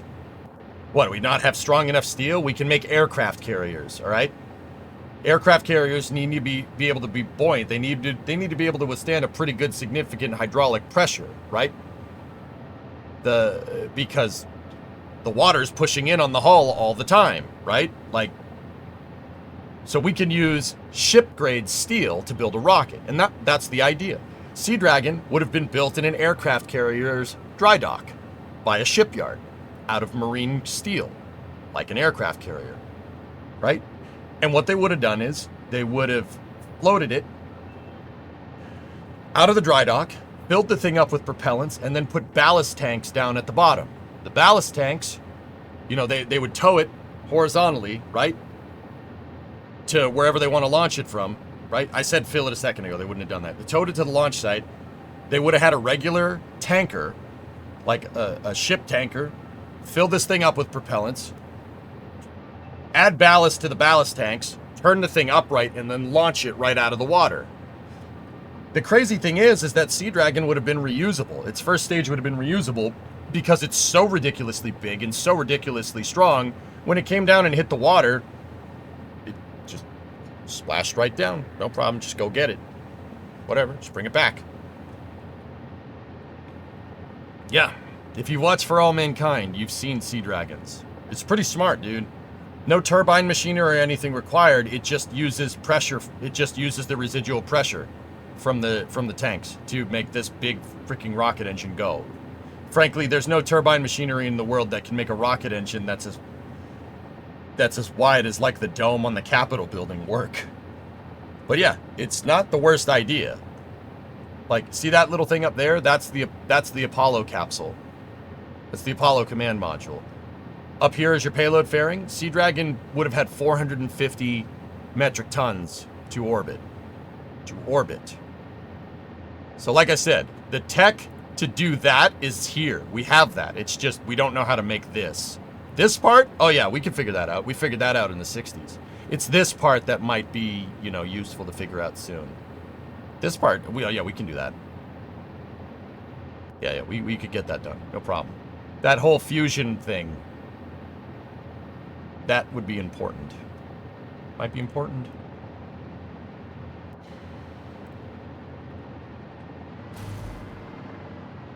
How different is this tech from a sea-launched ICBM? Very different.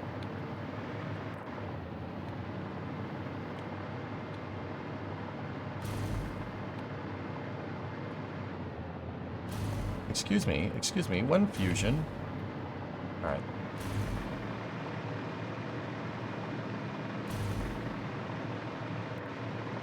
How much LOX could an oil tanker hold? Enough to fill that thing up.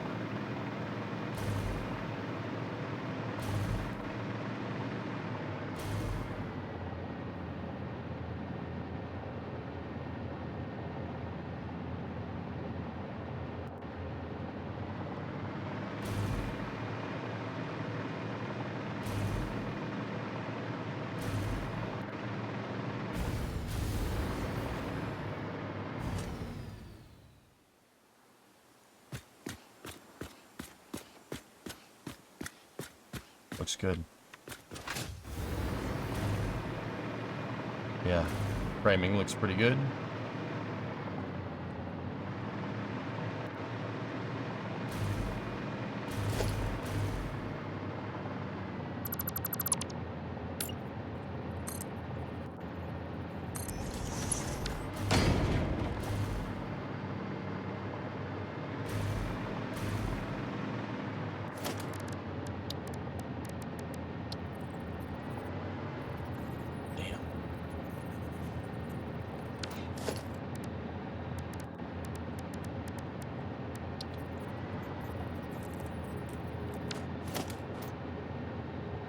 Have you already tested making factory modules that are going to fit in the octospheres? No, it's kind of an unknown, Joshua. It's going to definitely require some spatial reorganization of my current template designs, but I'm sure we can figure something out, dude.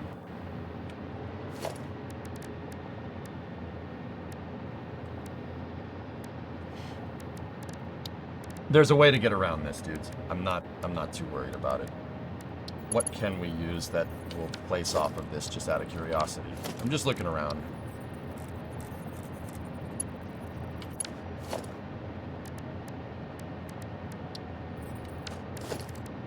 It's speculative, Hellfish. We don't know for sure, but yeah, either way, if it is, even if it has a modicum of truth to it, not great, not a good thing. Everybody in chat has the idea of the billboards, because we know the billboards, they definitely attach. They can attach to the beams, and then you can nudge them.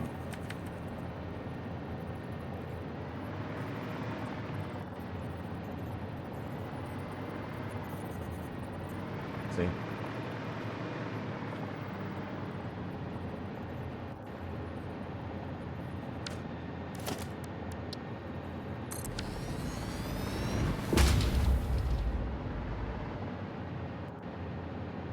Yeah, Nathan, the other thing would be to just layer in a bunch of beams.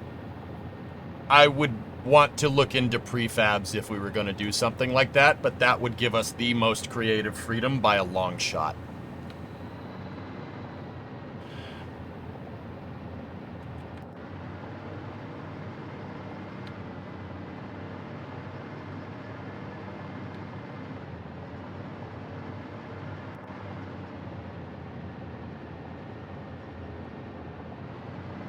Where does the beam go? That's right, it goes in the square hole. Can the game even handle the object count?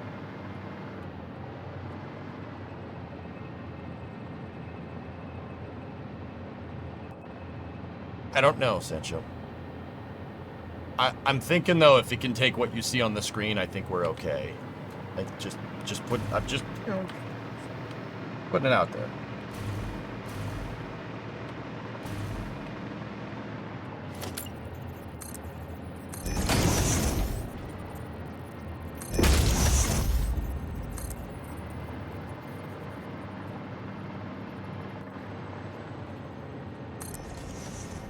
Seems to be growing well.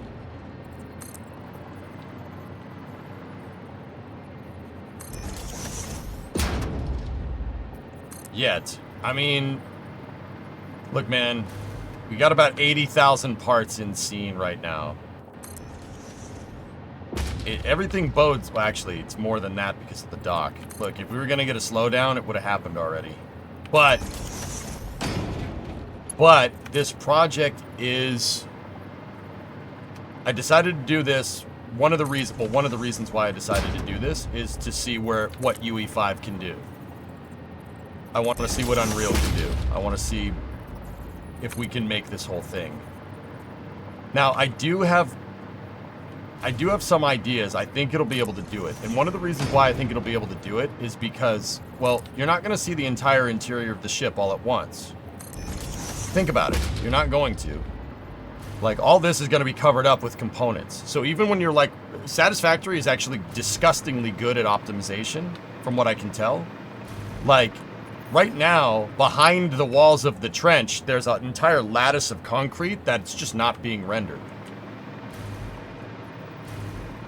So, if Satisfactory is as good at optimization as I think it is, and I'm pretty sure it's pretty damn good with UE5, the way I build this, you should be able to get pretty consistent frames despite the entire ship being modeled. Because you're not going to see the entire ship all at once. If you're walking in a corridor inside of this, it's only going to render what you can see.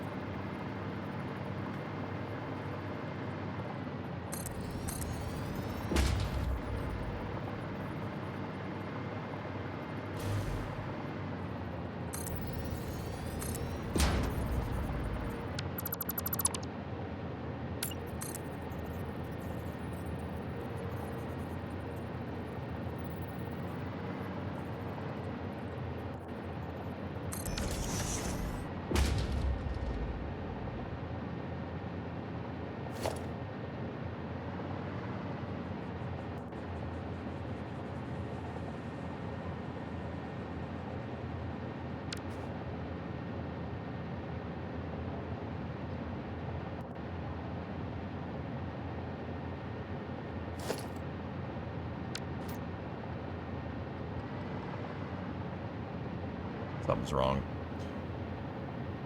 We screwed something up.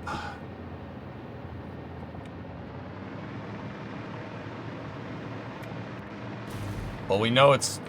Alright, let's check with what we just made, just to make sure.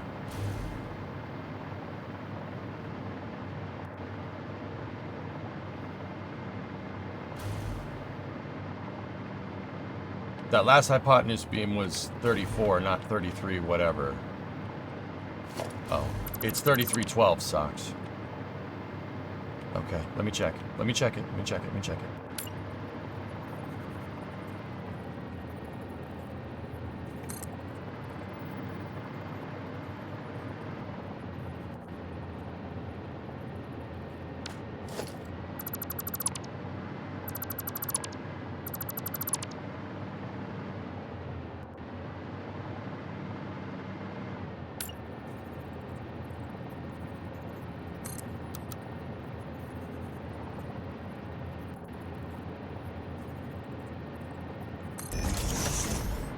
Hey, Coltec.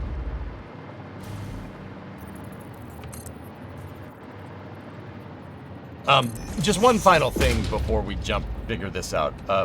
Regarding, like, optimization and how much it can take. I'm gonna build it till my game breaks. I'll just keep going until the game breaks. And hopefully, you know, we can get to the point where we have the whole ship finished and the game doesn't absolutely take a dump.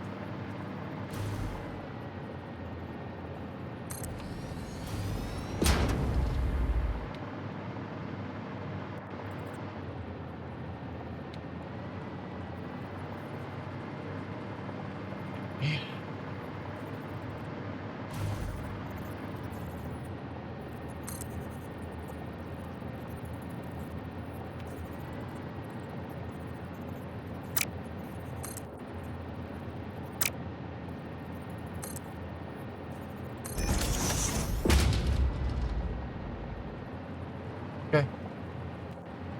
Okay, that's good. Oh, no it's not. No, it is not good at all.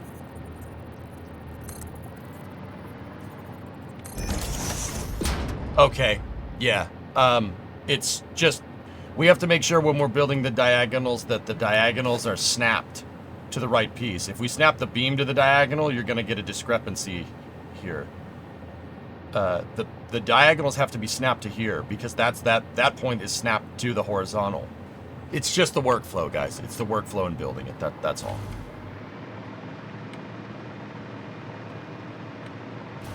Excellent coverage of Create Splashdown as always. Thanks, man. Like, see, look. You attached it. See, look, see how it's moving? You gotta make sure it's attached to the right thing. So I just gotta, when we build this stuff, we just gotta make sure we're locked into the right thing. Because yeah, it could screw up the orientation if it's locked into something else. No, we're good. We're fine.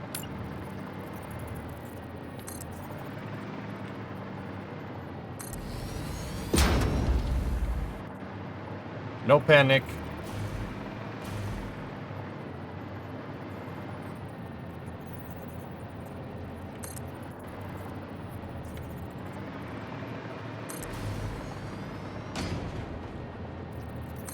What if the game handles it? Well... Nope. Sorry, give me 1 second.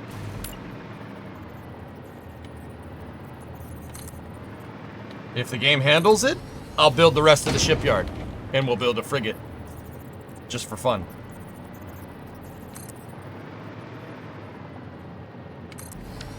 Yeah, see? See, you gotta be careful about how it snaps. You just gotta keep an eye on it. No problem.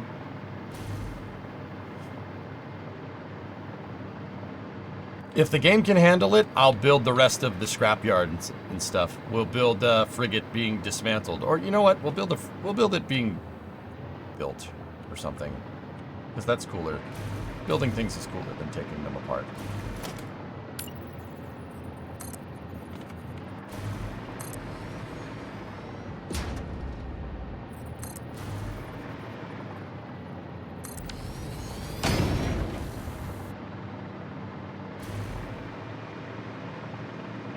I'll build the booster tugs, absolutely. Yeah, we'll build those. They're gonna be attached to the ship.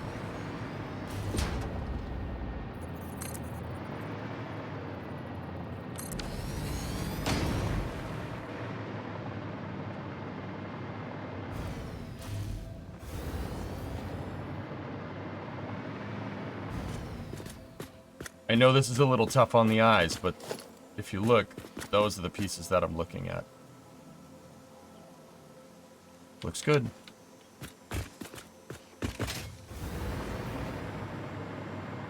Was there any additional progress besides all the framework going in?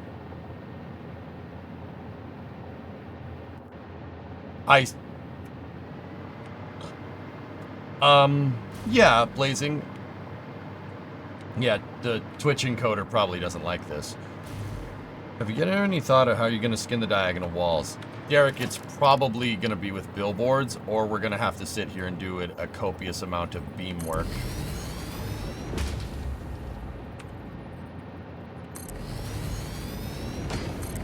But you could probably get away with it like that. For the armor plating and stuff.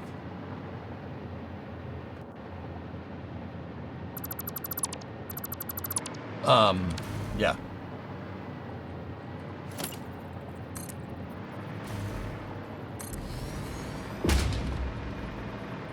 You're a goober. Yeah, tell me something I don't know. In terms of stuff that's changed, Blazing, don't do that yet. Do the horizontals last.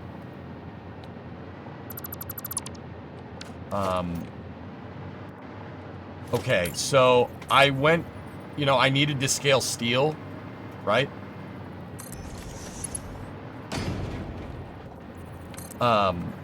So what I ended up doing is going out into the wilderness, killing a bunch of things, and, or I needed to expand, I needed to expand steel, so what I ended up doing is going into the wilderness with the rifle, killing a bunch of things, getting a bunch of summer sloops and mercer spheres, and then slooping my steel production instead to give me the build rate that I want.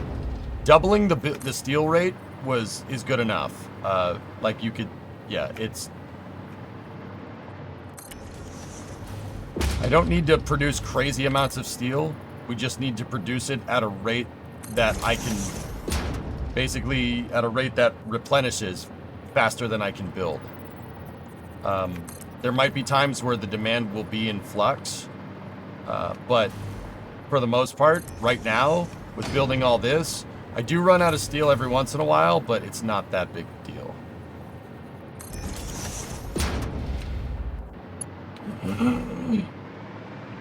That's going to be a boatload of mats for the billboards.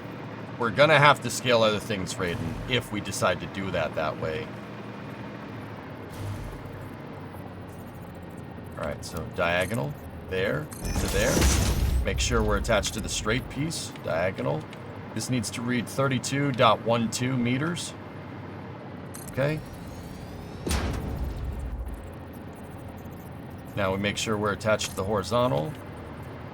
Right? It is the horizontal, correct? Let me just place this and check.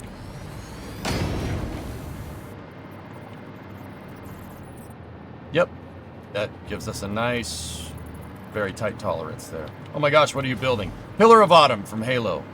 You know, we have great scalability with Satisfactory in 1.0 because of Unreal 5. I mean, I know Unreal 5 came before. But I figure if we're going to build something big. And I didn't just want to build a factory like everybody else, Scheme. So I decided to build my factory and do a spaceship. 10.29 should be the reading here. Good.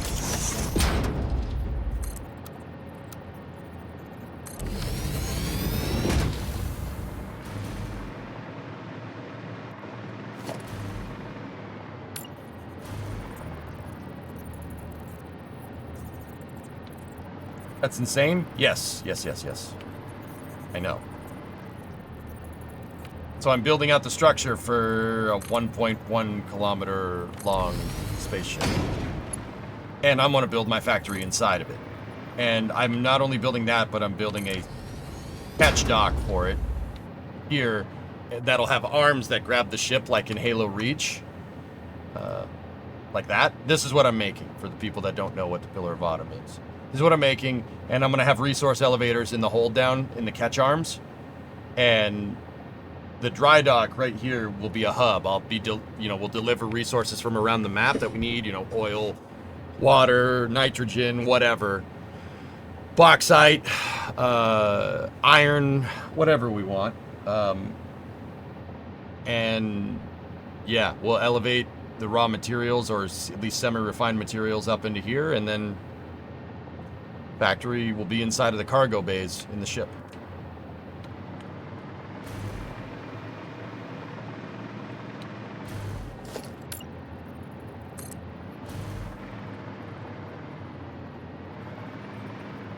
Why is there garlic in your Windows search bar?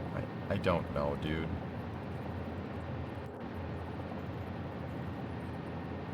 It's World Pasta Day. You know, if everything has a freaking holiday, nothing has a freaking holiday, alright?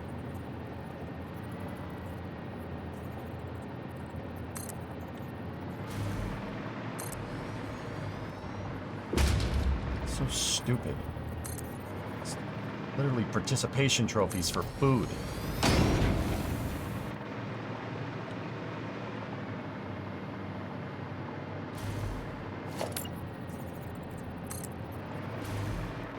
But pasta. I don't need a damn day to celebrate pasta. I'm Italian. I just eat pasta. Every day is pasta day for me.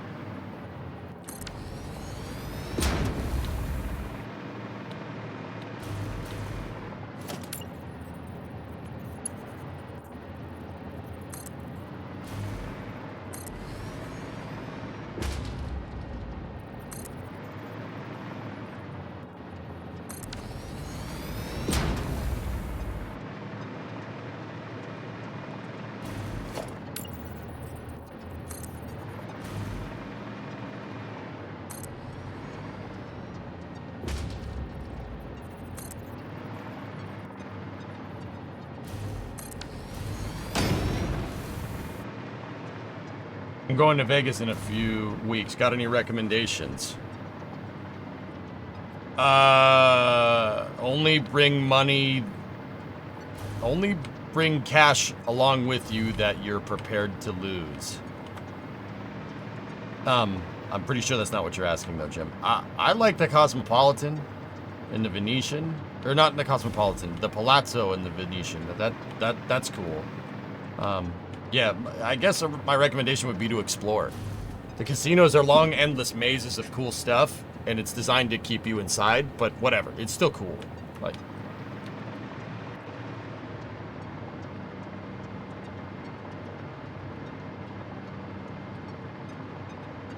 To give the Covenant back their bomb. Permission granted. Sir, permission to leave the station. For what purpose, Master Chief? To give the Covenant back their bomb. Permission granted. It's one of my all-time favorite cutscenes, X-Wing, from any game. Doesn't get better than that.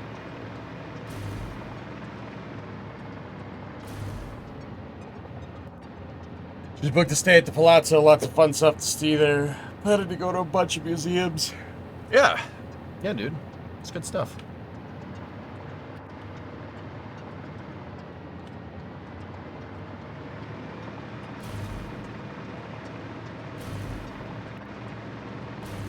Fremont Street?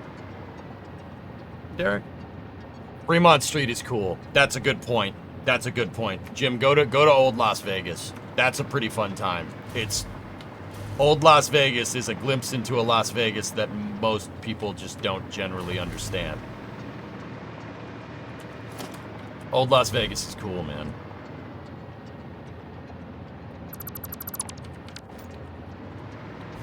Headed outside, X-Wing to move a bunch of dirt around.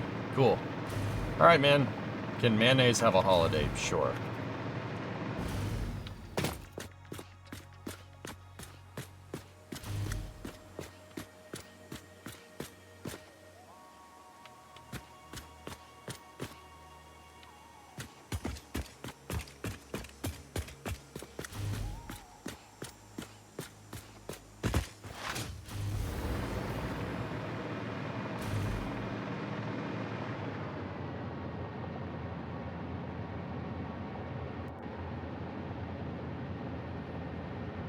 Give me 1 second.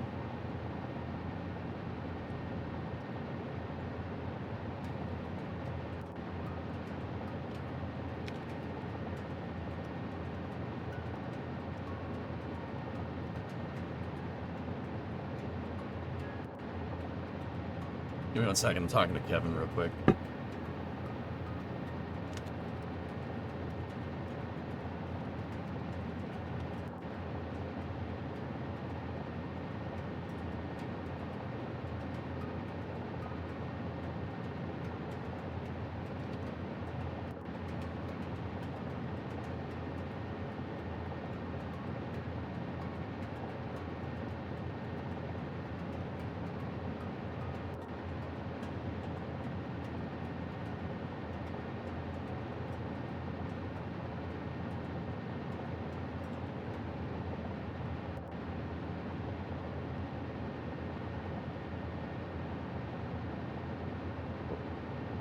Wow, I wasn't expecting that much progress. Now, we burned the candle at both ends last night waiting for Crew 8. Yeah.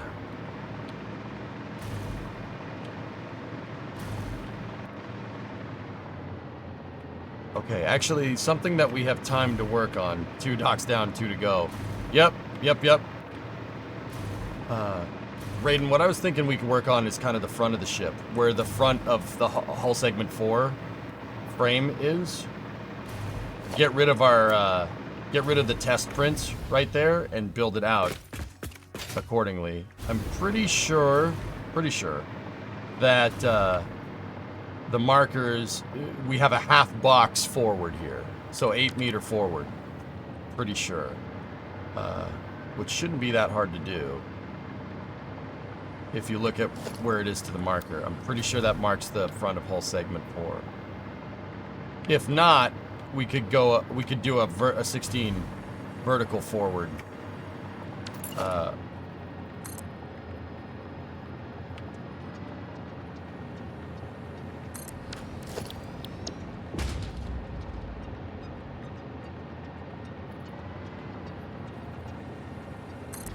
Where does that land us?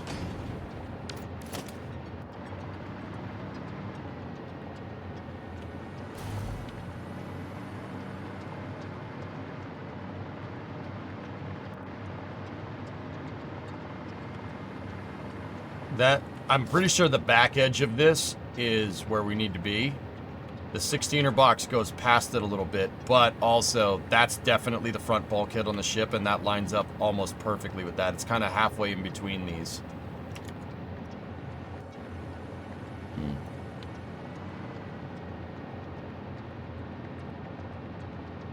Looks like a molecular lattice. It looks like something, dude.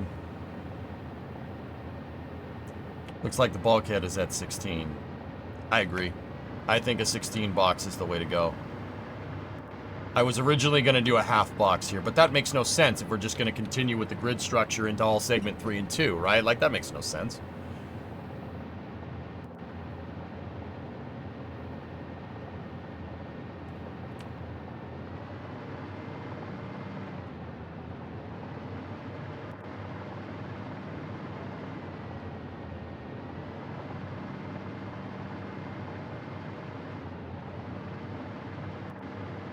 Okay, so the reason, guys, the reason why I brought this up is because what I want to do here is this.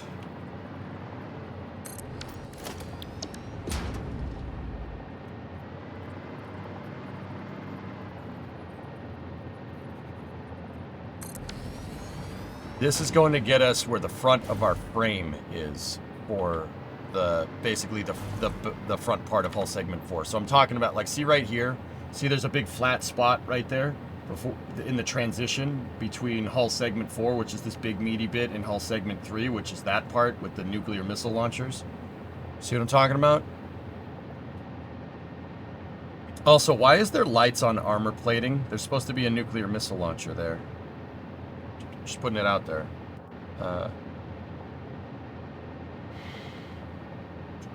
Just saying. So that gives us basically a point right here that we can work off of.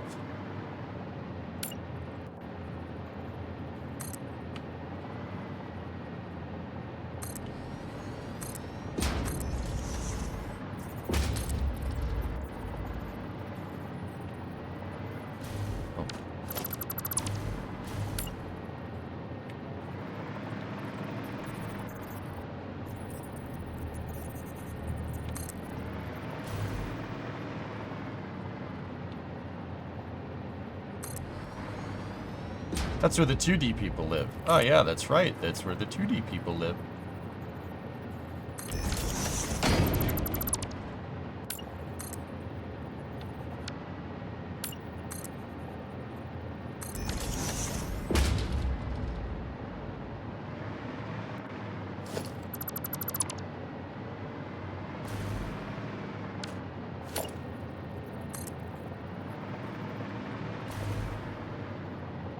We go forward 36, and then from here, 16, 29 down, go through. Oh, yeah, it pretty much, yeah, okay, that's pretty good.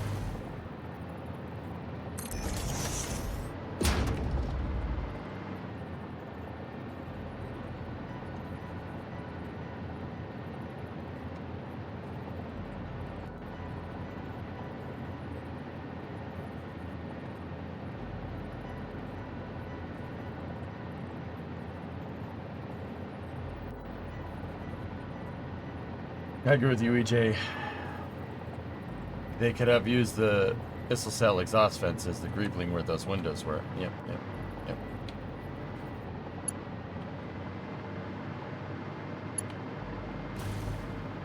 Yeah, exactly, right? Like,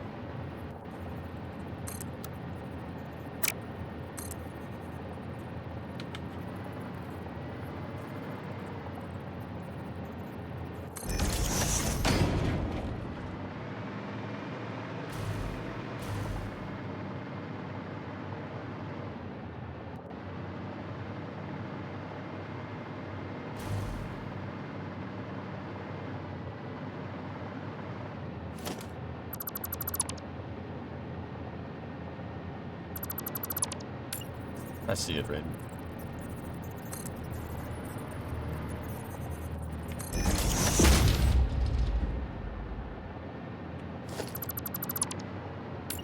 So for this last one, it really does just need to be That one really, that last one needs to be attached to the diagonal to get this to look right. And that's going to offset it a little bit right there. Not really too worried about it.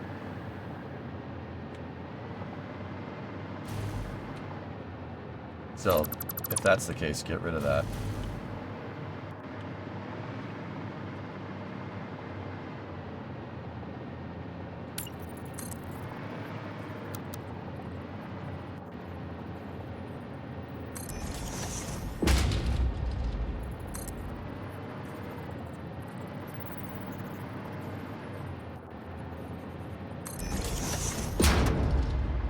XB1 call sign Kestrel 1-1 has taken off. Awesome.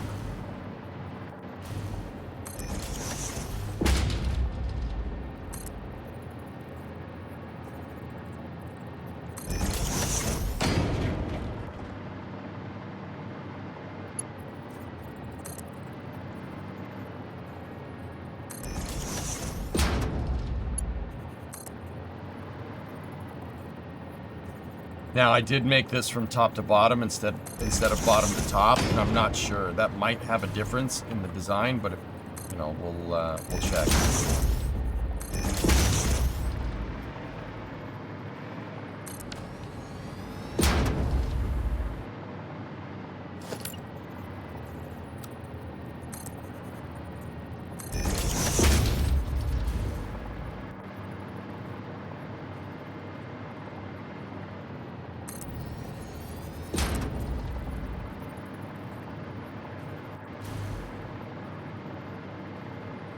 Who you got for El Clasico tomorrow? What do you mean?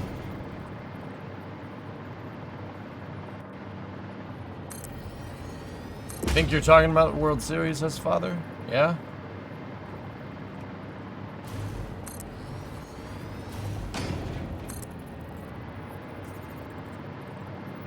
Oh boy, am I the only soccer fan in here. Oh jeez. This is awkward.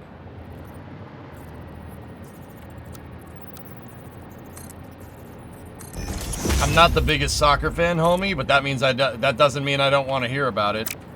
So, Real Madrid versus FC Barcelona. Oh.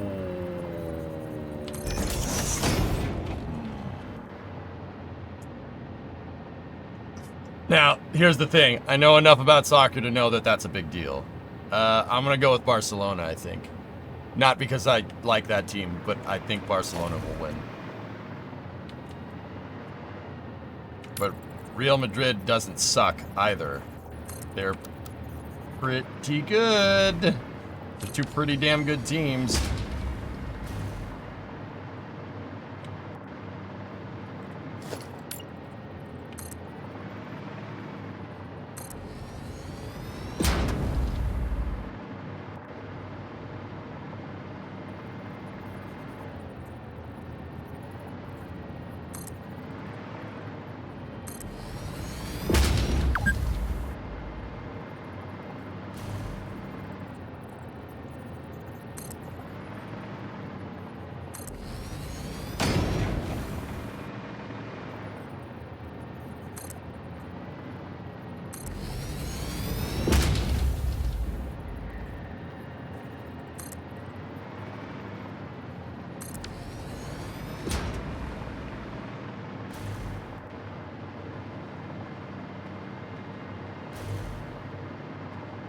It's like Ohio State versus Michigan. Yeah, except Ohio State should just lose. Perpetually.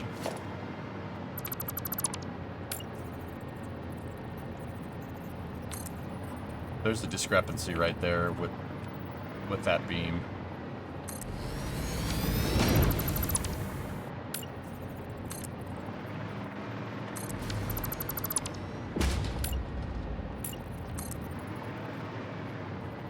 Yep, fixed. Hoverpack power check. It's working off of electromagnetic fields. I wired up the... See, these orange beams that are going here with the wiring on them are temporary. I will be removing them. But I installed the temp power harness on them because, well, you know. Yeah, this hoverpack is super easy to use. It's super nice. I don't know why you guys didn't tell me to use it earlier. You know, like, thanks, guys. No, chat was bugging me. They're like, you gotta use the hover package. Yeah, no, you're right. You're right. Yeah, no, good call.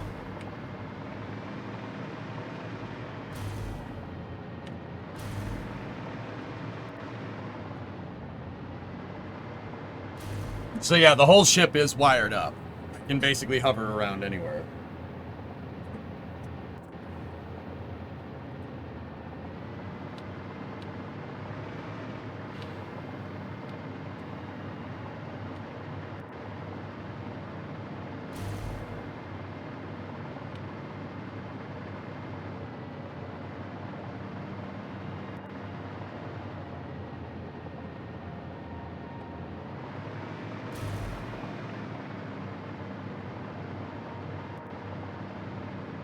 The real reason why I wanted to do this is because I want to go from here.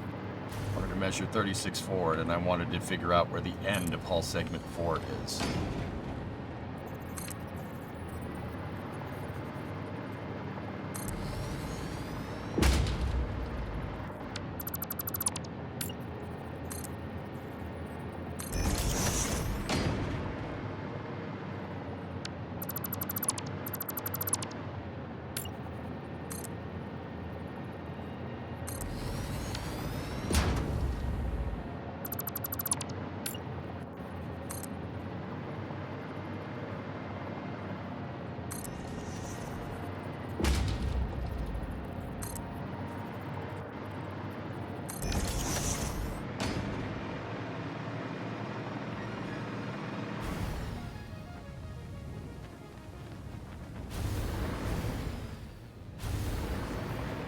Alright, Braden, let's take a look. Why are you awake? You were up to 4 a.m. I went to bed at 5:30. Titan decided he wanted to play at 5:30 in the damn morning. So I gave him food instead, and he fell asleep on me. He fell asleep on me. The dog fell asleep on me trying to get me to play with him. It's not a bad life, dude. The dog was on me, putting his paw on me, and then he kind of just lied down and he fell asleep on me. Yeah, whatever. It's fine. He's my boy. Like I said, he's really... Everybody said, like, oh, when you have a rescue dog, 6 months. Yeah, no, you know, we're June, July, August, September, October. See what I mean? Yeah, he's really... His peanut brain has figured out that we love him, and this is his home. It took him a second, but he's there.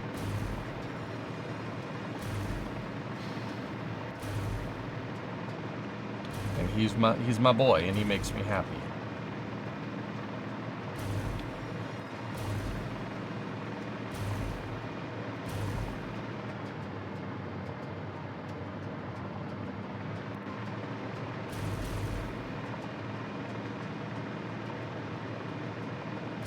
He's still a little bit of a piranha puppy, though. But that's okay. Alright, we can get rid of the test sizing here.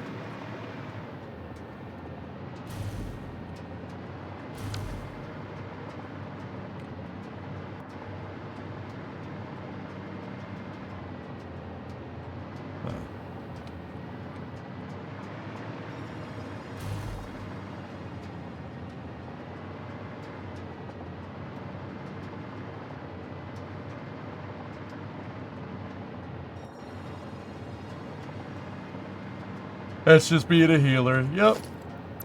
Yep. You know, I'm gonna get rid of the test sizing. Yeah, you know what? Yeah, we don't need it. I was gonna say, we might want to keep it to figure out where hull segment 3 and everything goes, but we have this to figure out where that goes, so yeah, these are just extra parts at this point. I used this to test the shape and height of the octos.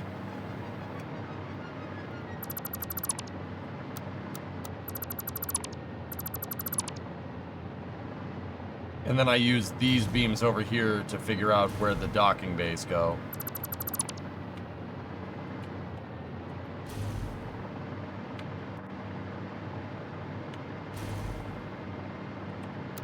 Yeah, exactly, God. He just... That's all he does. It's only when you're playing. He doesn't do that all the time. Especially now that he knows, you know, what's good. What breed is your dog? Titan is a mix, dude. He's a rescue. He's, cattle dog. He's got to have some hound in him. He's Australian cattle dog. Got to have some hound in him, and he might have a little bit of pit bull in him. Just a smidge.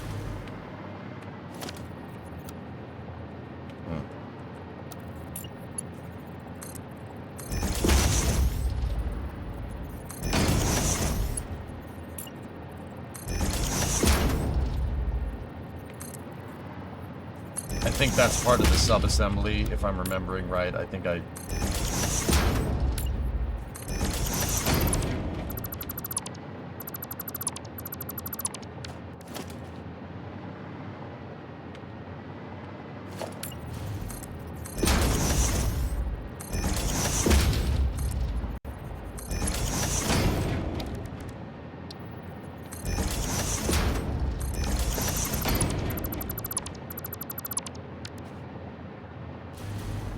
So yeah, ARJ, he's a mixed, but dude, this dog has hound in him all day. Like, if I show you, if I showed you guys him moving around in the backyard, like, just the way he kind of sniffs around and stuff, this dog definitely got some hound in him. I don't know which one, but he does howl like a hound dog. But I mean, that might be a cattle dog thing. I don't know too much about Australian cattle dogs, to be honest with you.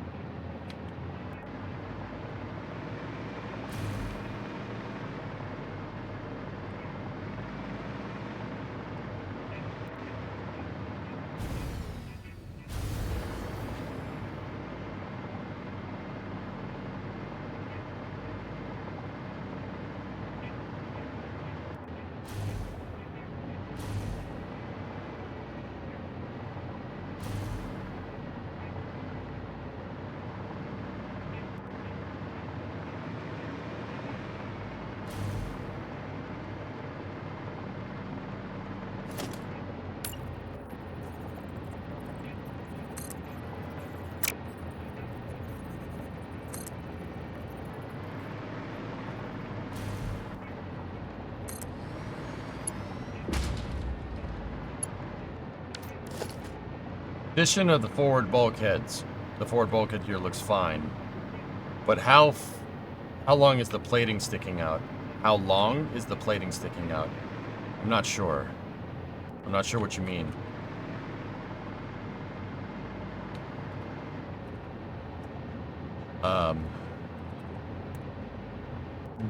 What I marked, Raiden, here is just what I think hull segment 4 looks like with no armor plating on it. So if you took all the armor plating off. I got rid of all these, see all the angles and stuff? Where I marked in Maya, and what the measurements that I did was off of parts of the ship.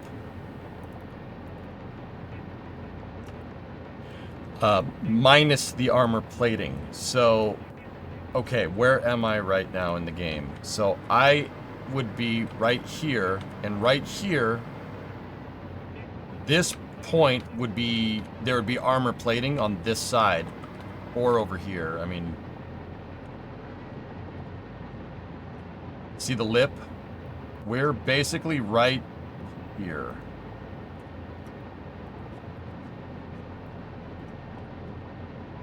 There's a little bit of an overlap on the lip of plating right there. Actually, we're more like right there. See that vertex?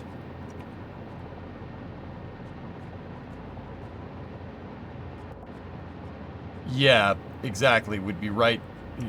But we're in line with this. We don't have the lip taken into account. We're right here.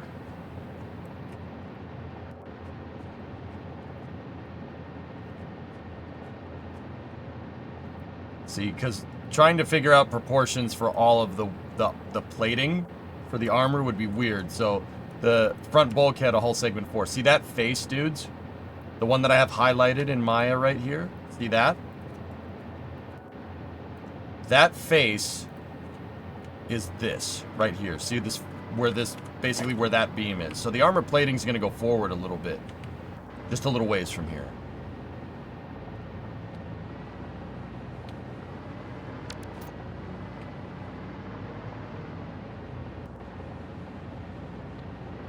Drool, my full intention is to release this.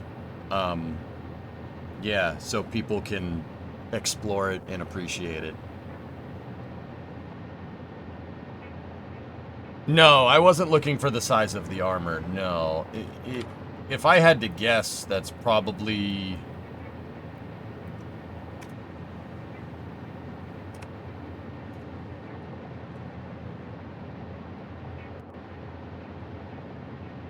And I know we shouldn't guess, I get it. 5 meter thick. Yeah, about 5 meters thick. That actually, I think, is the lore. I think it's got 5 meter armor plating. Titanium A armor plating. Which is a super strong, super dense titanium alloy that exists in the Halo universe.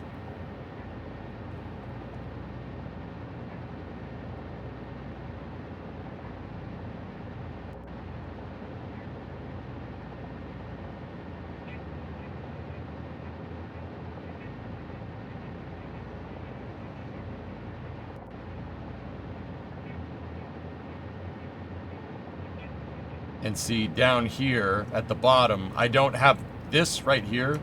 This thing is a cargo loading area.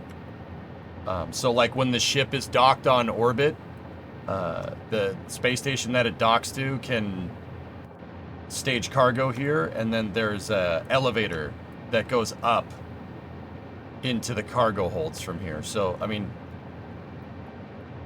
I don't think we necessarily have to do that. I read somewhere that it's 2 meter thick armor. The model is showing 5 on pod, but I'm gonna model this shape, even if it's not right, because if we tried to make it 2, this would look ridiculous. It would look stupid, right? It looks to be about 4 or 5 in the 3D model. Kelly Airport just interviewed on CNBC. Boeing is exploring selling its space division.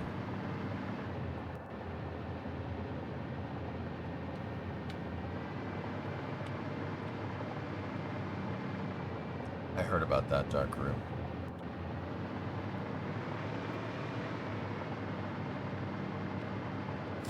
That's not good.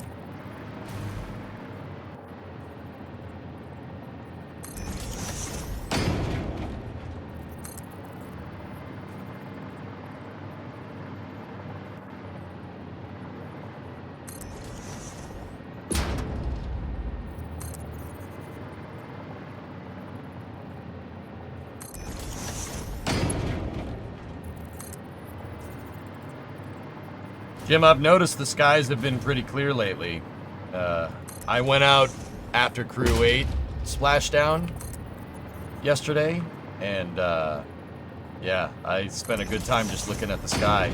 Down here on the Cape, especially now that it's winter, no one's down here, so there's not nearly as much light pollution. Dude, I can see some, oh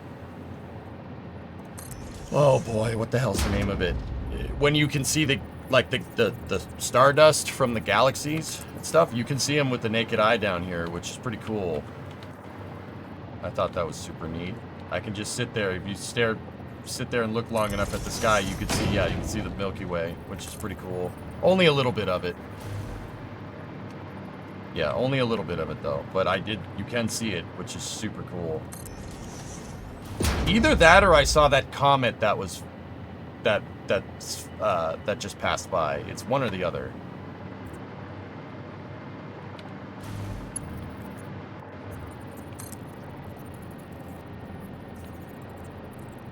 Couldn't really tell.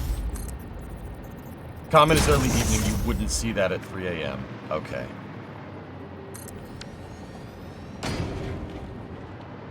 Comet would be to the southwest. Okay, that is not. I saw some of the Milky Way. That's exactly what we saw.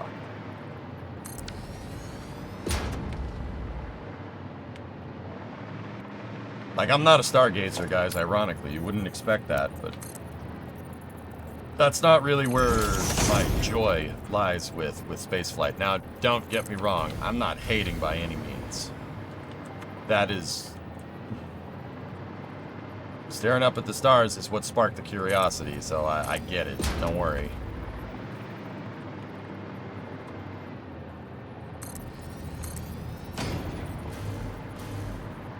I have a telescope. I have a Celestron. It's in the garage.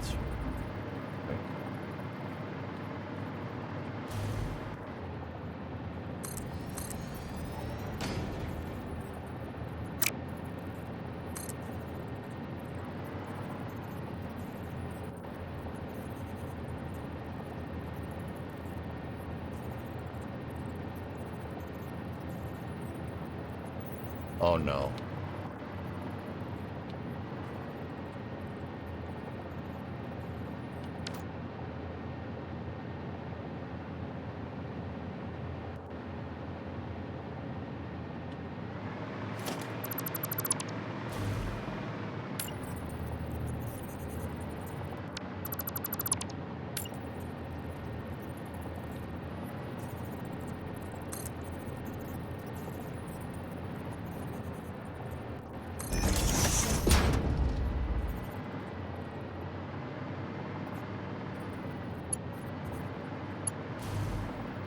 What have you watched with your telescope? Nothing. It's still in the box. I got it for free.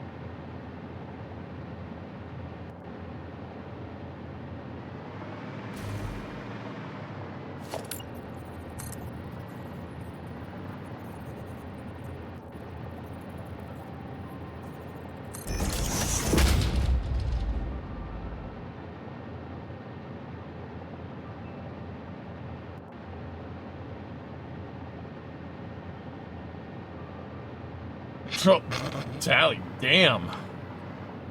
Wow.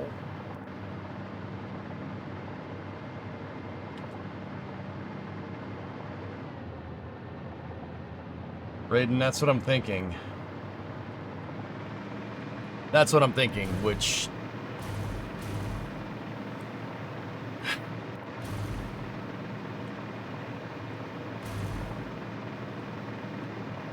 So let's take a look. So this beam is a ½ meter below the guide beam, right? This is my platforms are a ½ meter, right? The platforms are aligned. These are the platforms from our original measurements. Those are the platforms that we have our grid, the octoball placement is based off of that.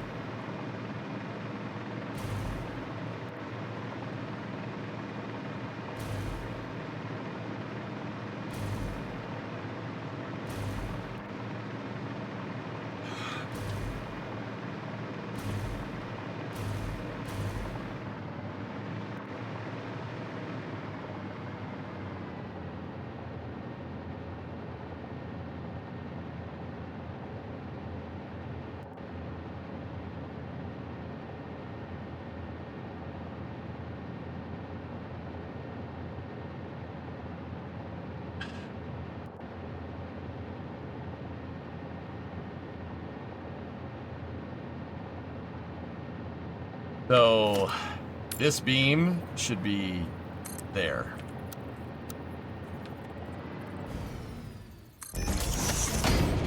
It should be there. Yeah. Just like the other guide beams for this are a ½ meter below. Actually, hold on. Hold on. This is wrong, but I don't know how it's wrong just yet. Give me a moment.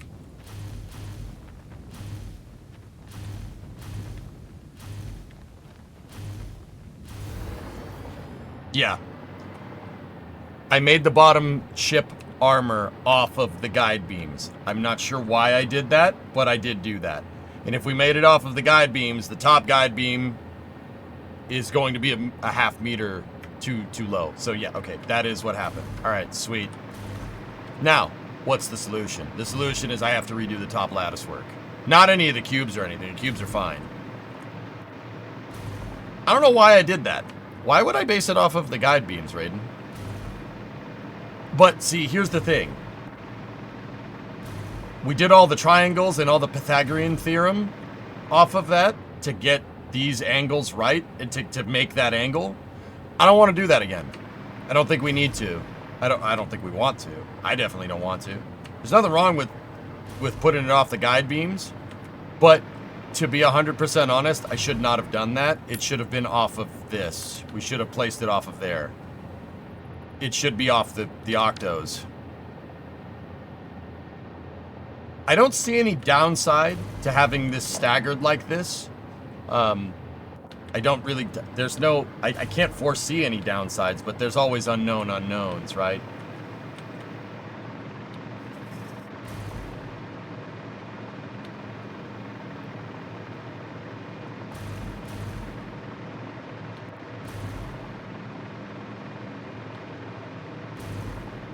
But yeah, that's where we're getting our discrepancy from. We're a half meter off on basically all these diagonals. They're all wrong.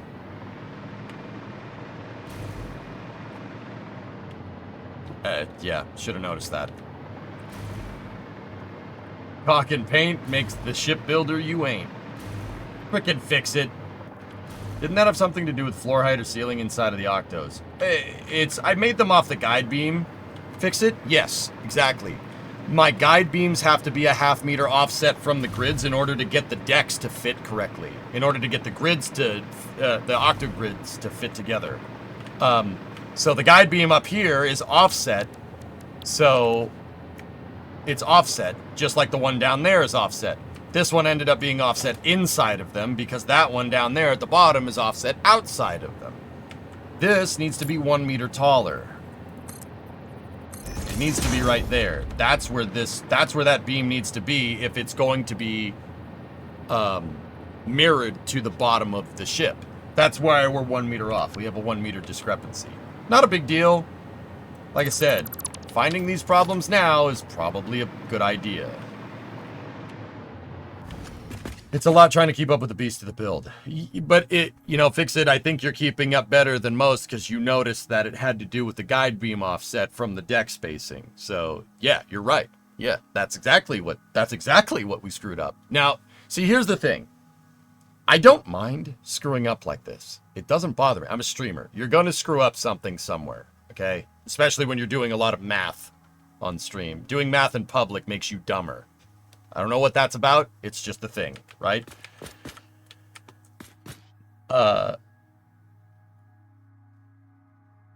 As long as I know what I did wrong, I don't care. I really don't. It's not going to take too much time to redo this.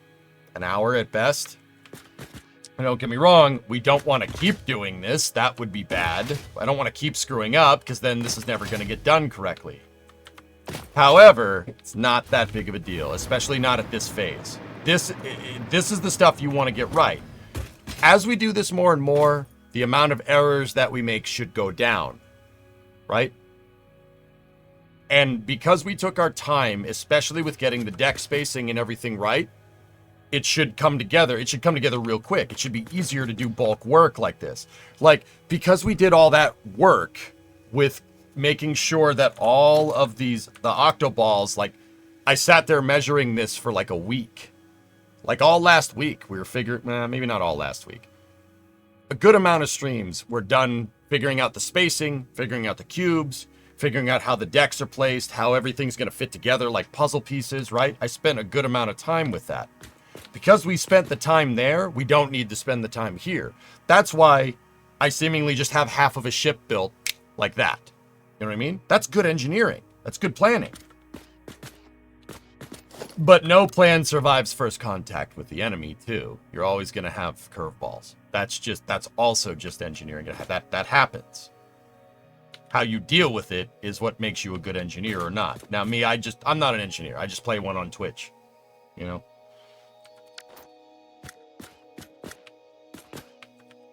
But you get the idea. These are still good principles to learn if you like engineering.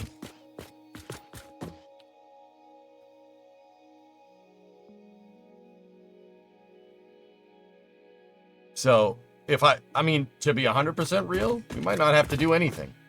I might just leave it. I might just leave it. Who's gonna notice? Other than the people that are watching this and noticing right now. Who's gonna notice?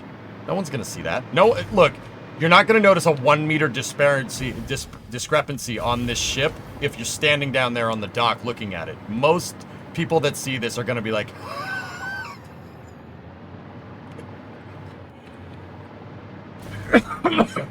mine's like, I'm gonna tell everybody. Yeah.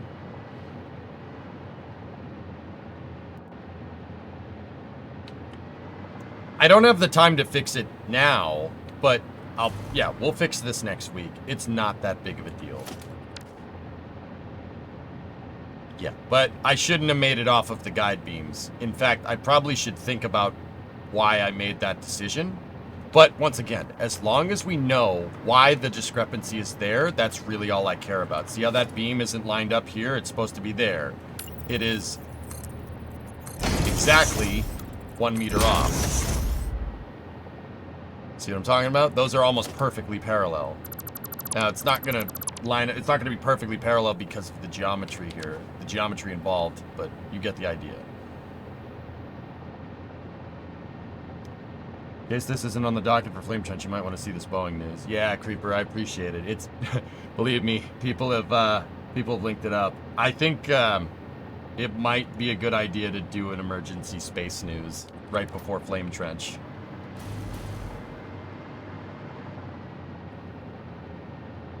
Meter, he said meter. Yeah, I know what meters are. I don't know what a kilometer is. What the hell's a kilometer? That's a, please. It's a joke. Please.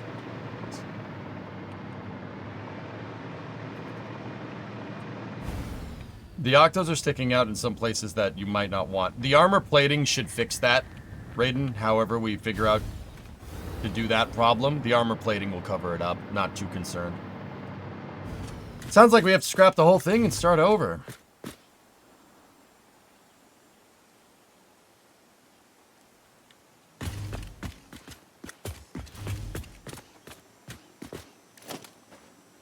Should probably write down some sort of note for yourself to remind. Matt, I won't forget that. I don't forget when I screw up, dude. It's the mark of somebody that's anal retentive. That's gonna be a thorn in my mind all weekend. Oh yeah.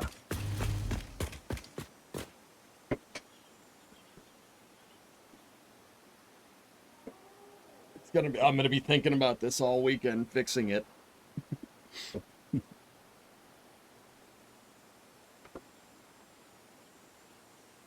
Face the wall, please. In fact, to fix this, I think we should play Satisfactory on Monday. We'll omit workers for a week. We gotta make more progress on this. Like I said, Christmas. Bakalaka Dakistan ain't going anywhere.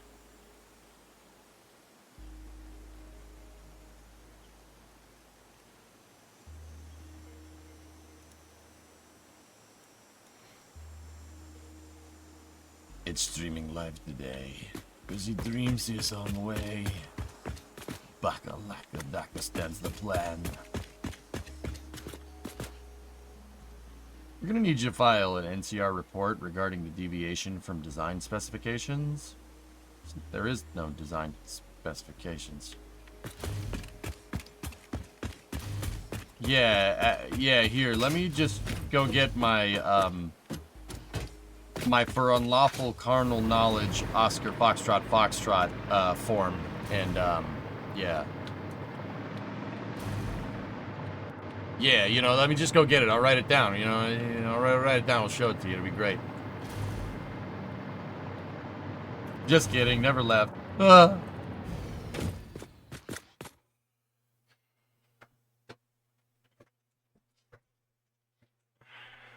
Yeah, once again, it's not that big of a deal. But, Little bit of a setback. Once again, I ain't worried. What I'm more wondering about is you guys probably want to discuss what's going on with,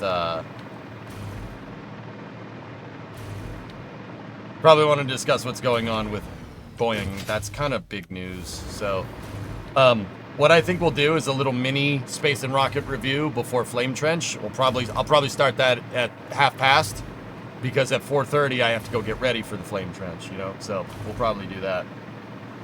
So let me just kind of finish up here.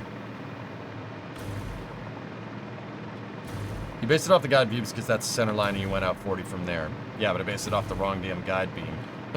But it was close enough that I wouldn't notice the discrepancy. Once again, that I wouldn't count that as too much of a screw up, Raiden. I mean, even though it is, like, it's, hey, honest mistake. That's not like a colossal screw up. It's really not a big deal. You can make that stuff again real fast. Hi, Titans.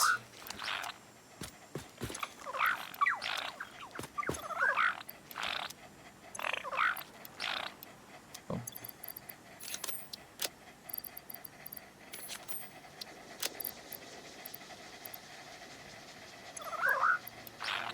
Thank you for all the stators. Where do the stators go? That's right. They go in the Mercer hole storage.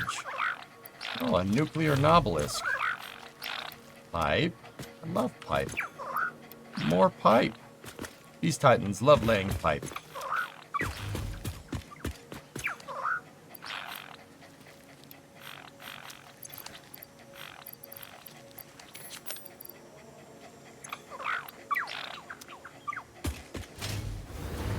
What goes in the square hole?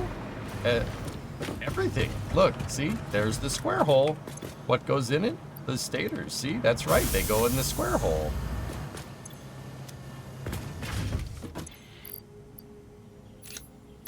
Yeah, see? Titans have gotten me a little bit of a stockpile. I'm taking those with me when we go and eventually explore the caves. Those are coming with me. Yeah, that and a lot of ammunition.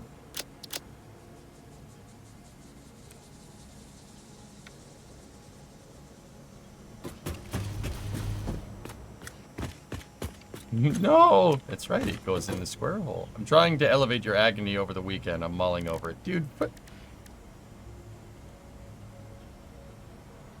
Raiden, don't tempt me on this one. You want to know what the real good solution is to do? Figure out the armor plating offset. Figure out the armor plating offset and build the guide right into the octagons. That means getting rid of the entire thing. That entire outer framework that I've already done. Don't tempt me. You mull over this enough, I'll redo the whole damn thing. I don't care. You know, you notice the stuff, but I notice the stuff too, and I'm the one building it. Don't make me destroy you.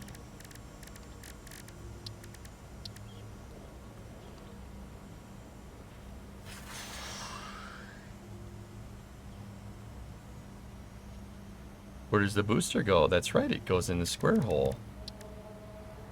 Okay, in that case, I suggest a 6 meter armor at the top.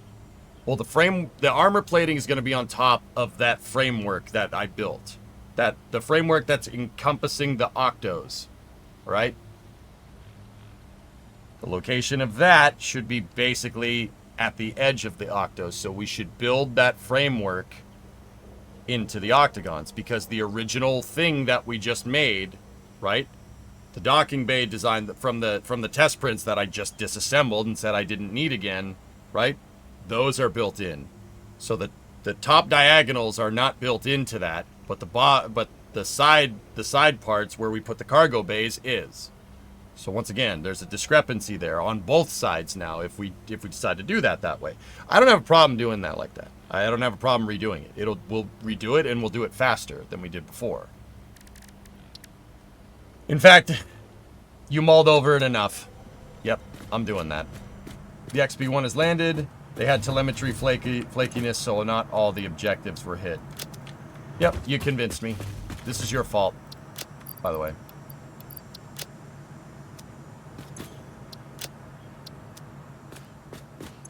So add the armor to the partial octo blueprints? I'm not sure how we would go about doing that, dude.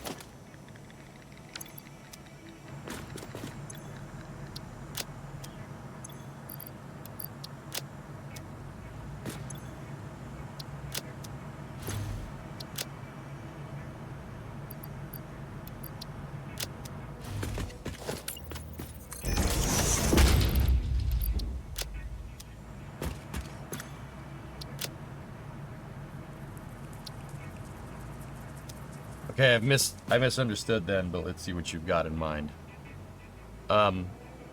You'll like it, trust me. All right.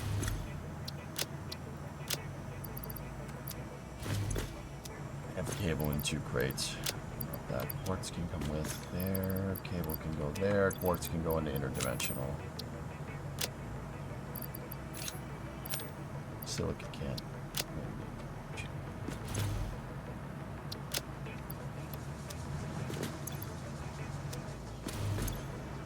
That's plastics. That's barrel nuts and cable for whatever reason.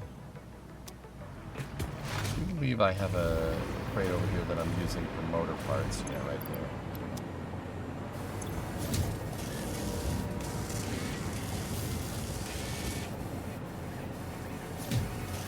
Let me just flip that sucker off. I'm gonna do that right now.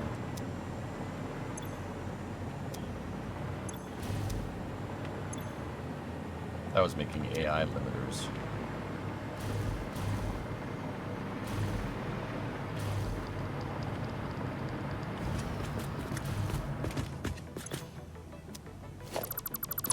I was using that for milestones. Honestly, what is needed for phase 4? I'm just trying to get stuff right in my head. The assembly director system, magnetic field generator, thermal propulsion rocket, and nuclear pasta. Guessing we can't make all of that with the manufacturer, huh?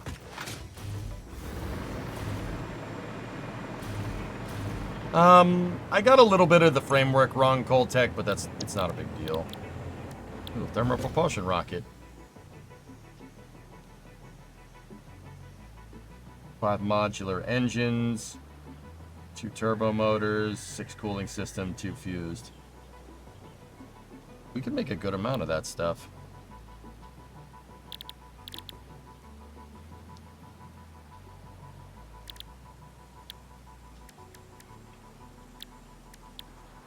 Oh, fuel rods. That's great. Looks like the thermal propulsion rocket is the only thing that we can make with this. You still have some tickets for mats? We have 4. I could get more. We could go on a DNA capsule hunt. Oh, we have 7. So we have 11 right now. Actually, yeah, with these tiers unlocked, what mats could we buy? Could we just belt out phase 4 from buying tickets? That would be hilarious.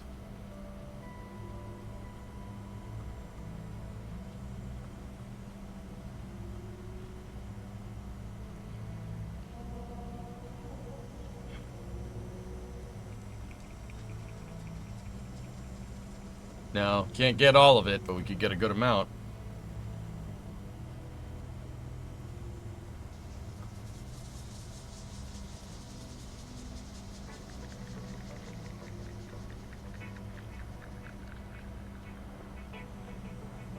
$100 tickets for a hard drive? Really?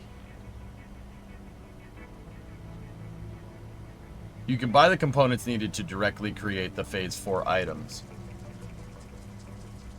Yeah. Let me...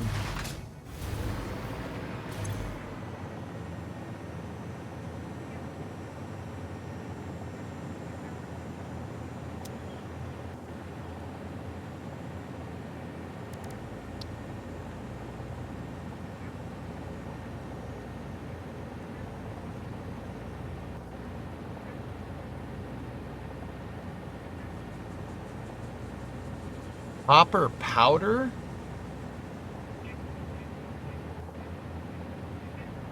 Interesting.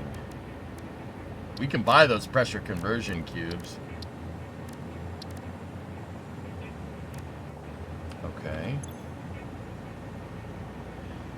Thermal propulsion rockets in the manufacturer. That's turbo motors and modular engines. A magnetic field generator. What is this and what do we need to make it? Control rods and versatile frameworks. Oh. I think I actually have some versatile frameworks left over from before.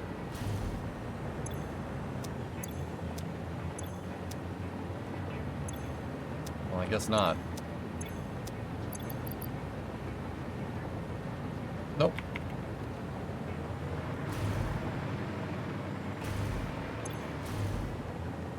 Assembly. What? It was the quickest way to get it. Supercomputers, adaptive control units. How many of those do we need? 500. Ooh, that's a pretty tall order, huh?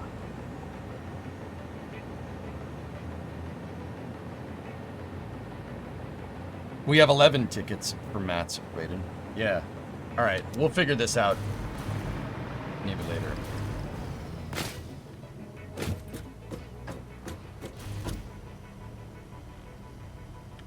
All right, let's go see what the Titans have anything cool for us. Like those. Fused frames. Solid biofuel. Circuit boards. Dead alien. More fused frames. Heck yeah, man. Plates. What are you doing all the way in the corner, buddy? You okay? Hey, buddy.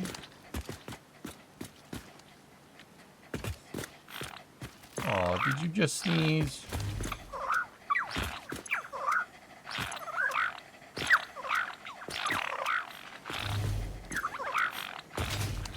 You see him eat his little sneeze.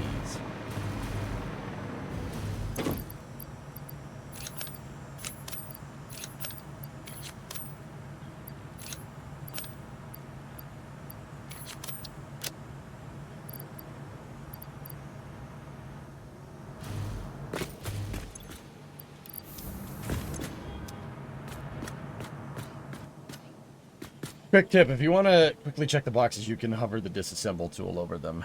Oh, yeah. Yeah, that's a good call. Yeah, it took me a second to figure out what you meant. So yeah, phase 4 is doable. If we go out with the rifle, we can, you know, kill a bunch of things, get a bunch of DNA capsules. You know what I'm saying?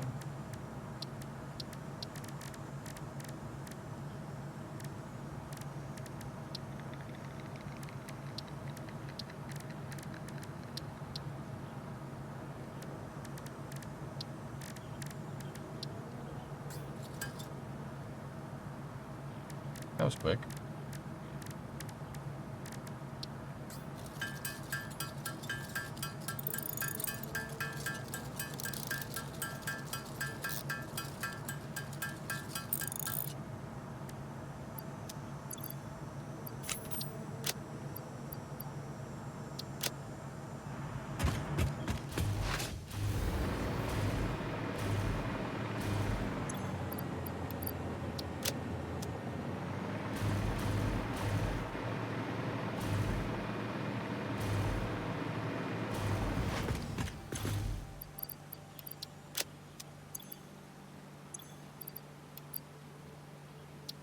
Go back to where slugs were coveted and super hard to find.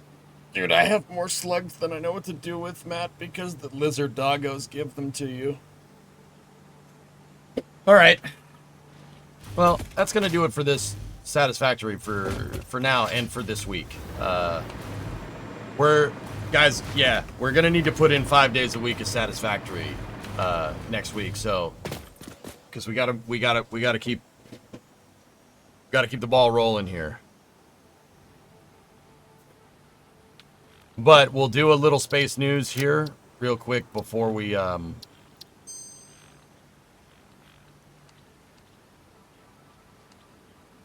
before I need a little bit of downtime to go to do the flame trench. So I hope you enjoyed Quick Satisfactory today.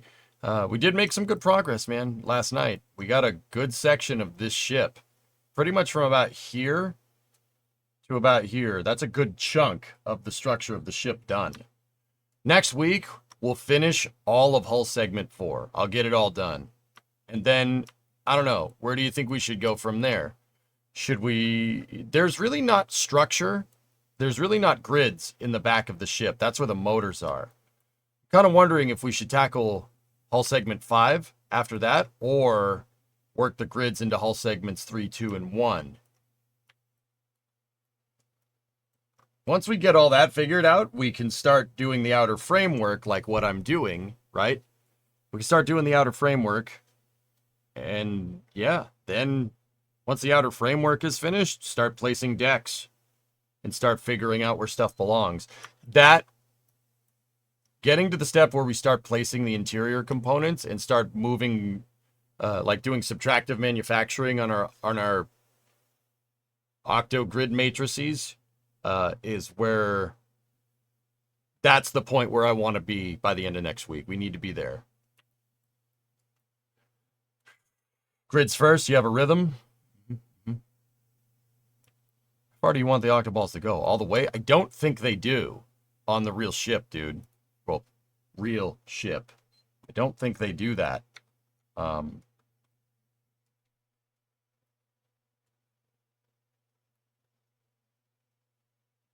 Like once you get back to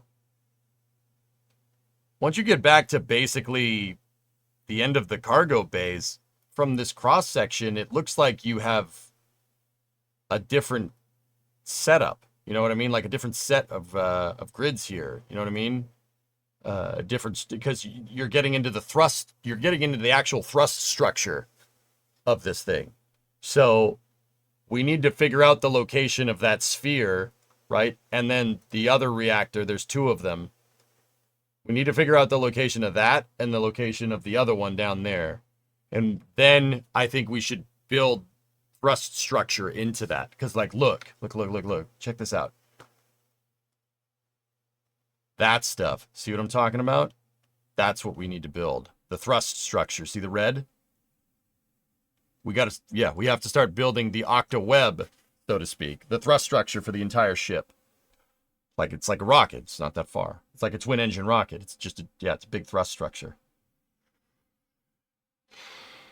Yep. And we can put the grid. I mean, clearly there's places back here where people go because of the turret battery, the docking bay that's down there, the aft cargo holds, and whatever the heck that thing is on the bottom there. Clearly there is places that people go here. Like, so the grid does go into hull segment 5, but I'm not sure how far, you know? I suspect the area above and below the bays as part of the thrust structure. The bay right there? Yeah, maybe. Need to figure out where the umbilical's attached to as well. Yeah, that's something that was up in the air, Brendan, because it doesn't really look like they're attached to anything. It looks like one of them goes directly into cargo bay 4 on the port and starboard sides.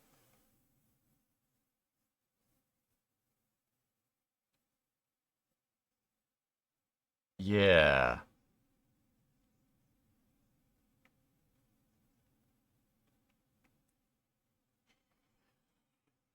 I might have to take some creative liberties with the design there and the hold down points. Not that big of a deal. Really, it's not a problem. I can figure out some stuff. The reason why this one might be in the cargo bay is because it might have an access arm built into it, a crew access arm, which makes sense. So you can, they're not going to fly all the equipment into this damn thing. There's got to be some kind of elevator in this thing to get supplies in. You know what I mean? How does gravity work? Magnets.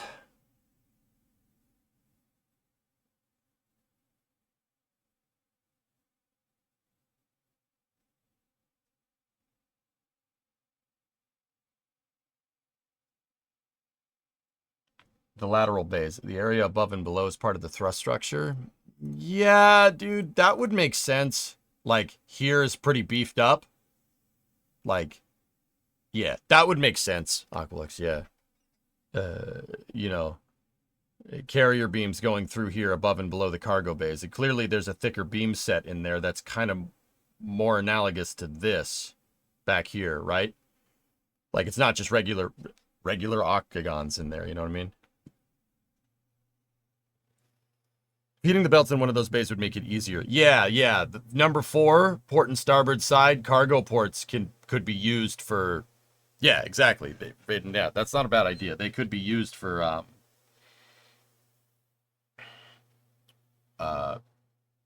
yeah, like a resource, like where all the resources get elevated in, you know?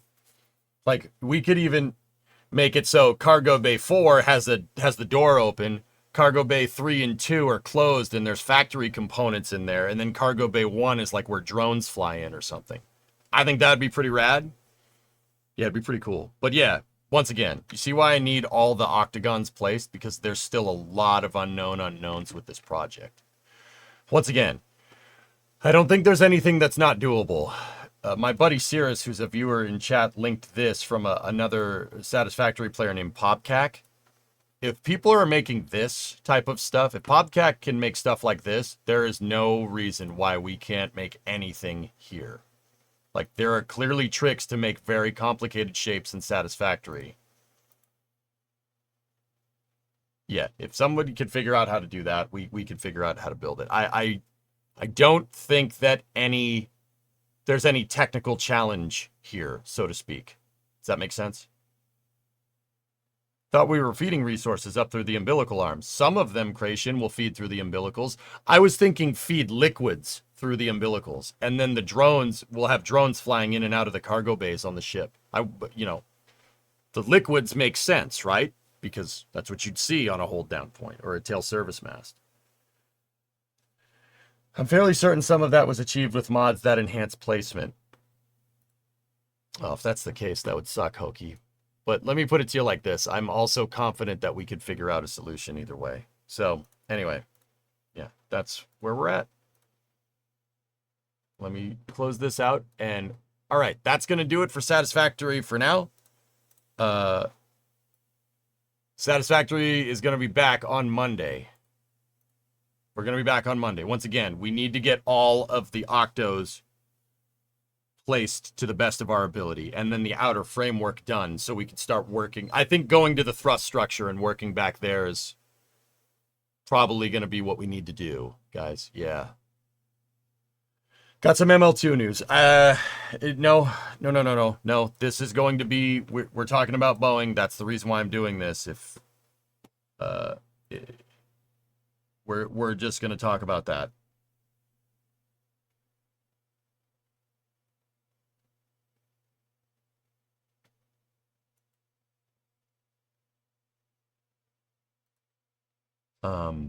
Okay. So you guys know the drill. If you're watching on the YouTube side of things, guys, I am going to cut this VOD and I'll give you the link to the Flame Trench. Or no, Space News. We're not at Flame Trench just yet, sorry. I'm just going to jog the YouTube VOD.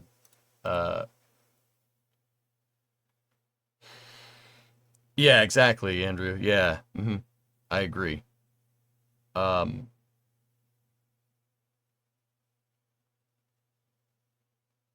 What blew up this time? What didn't blow up this time? So yeah, I'm going to jog the YouTube VOD. We'll go to the title screen real quick and we'll do an emergency space and rocket review. I will be back momentarily.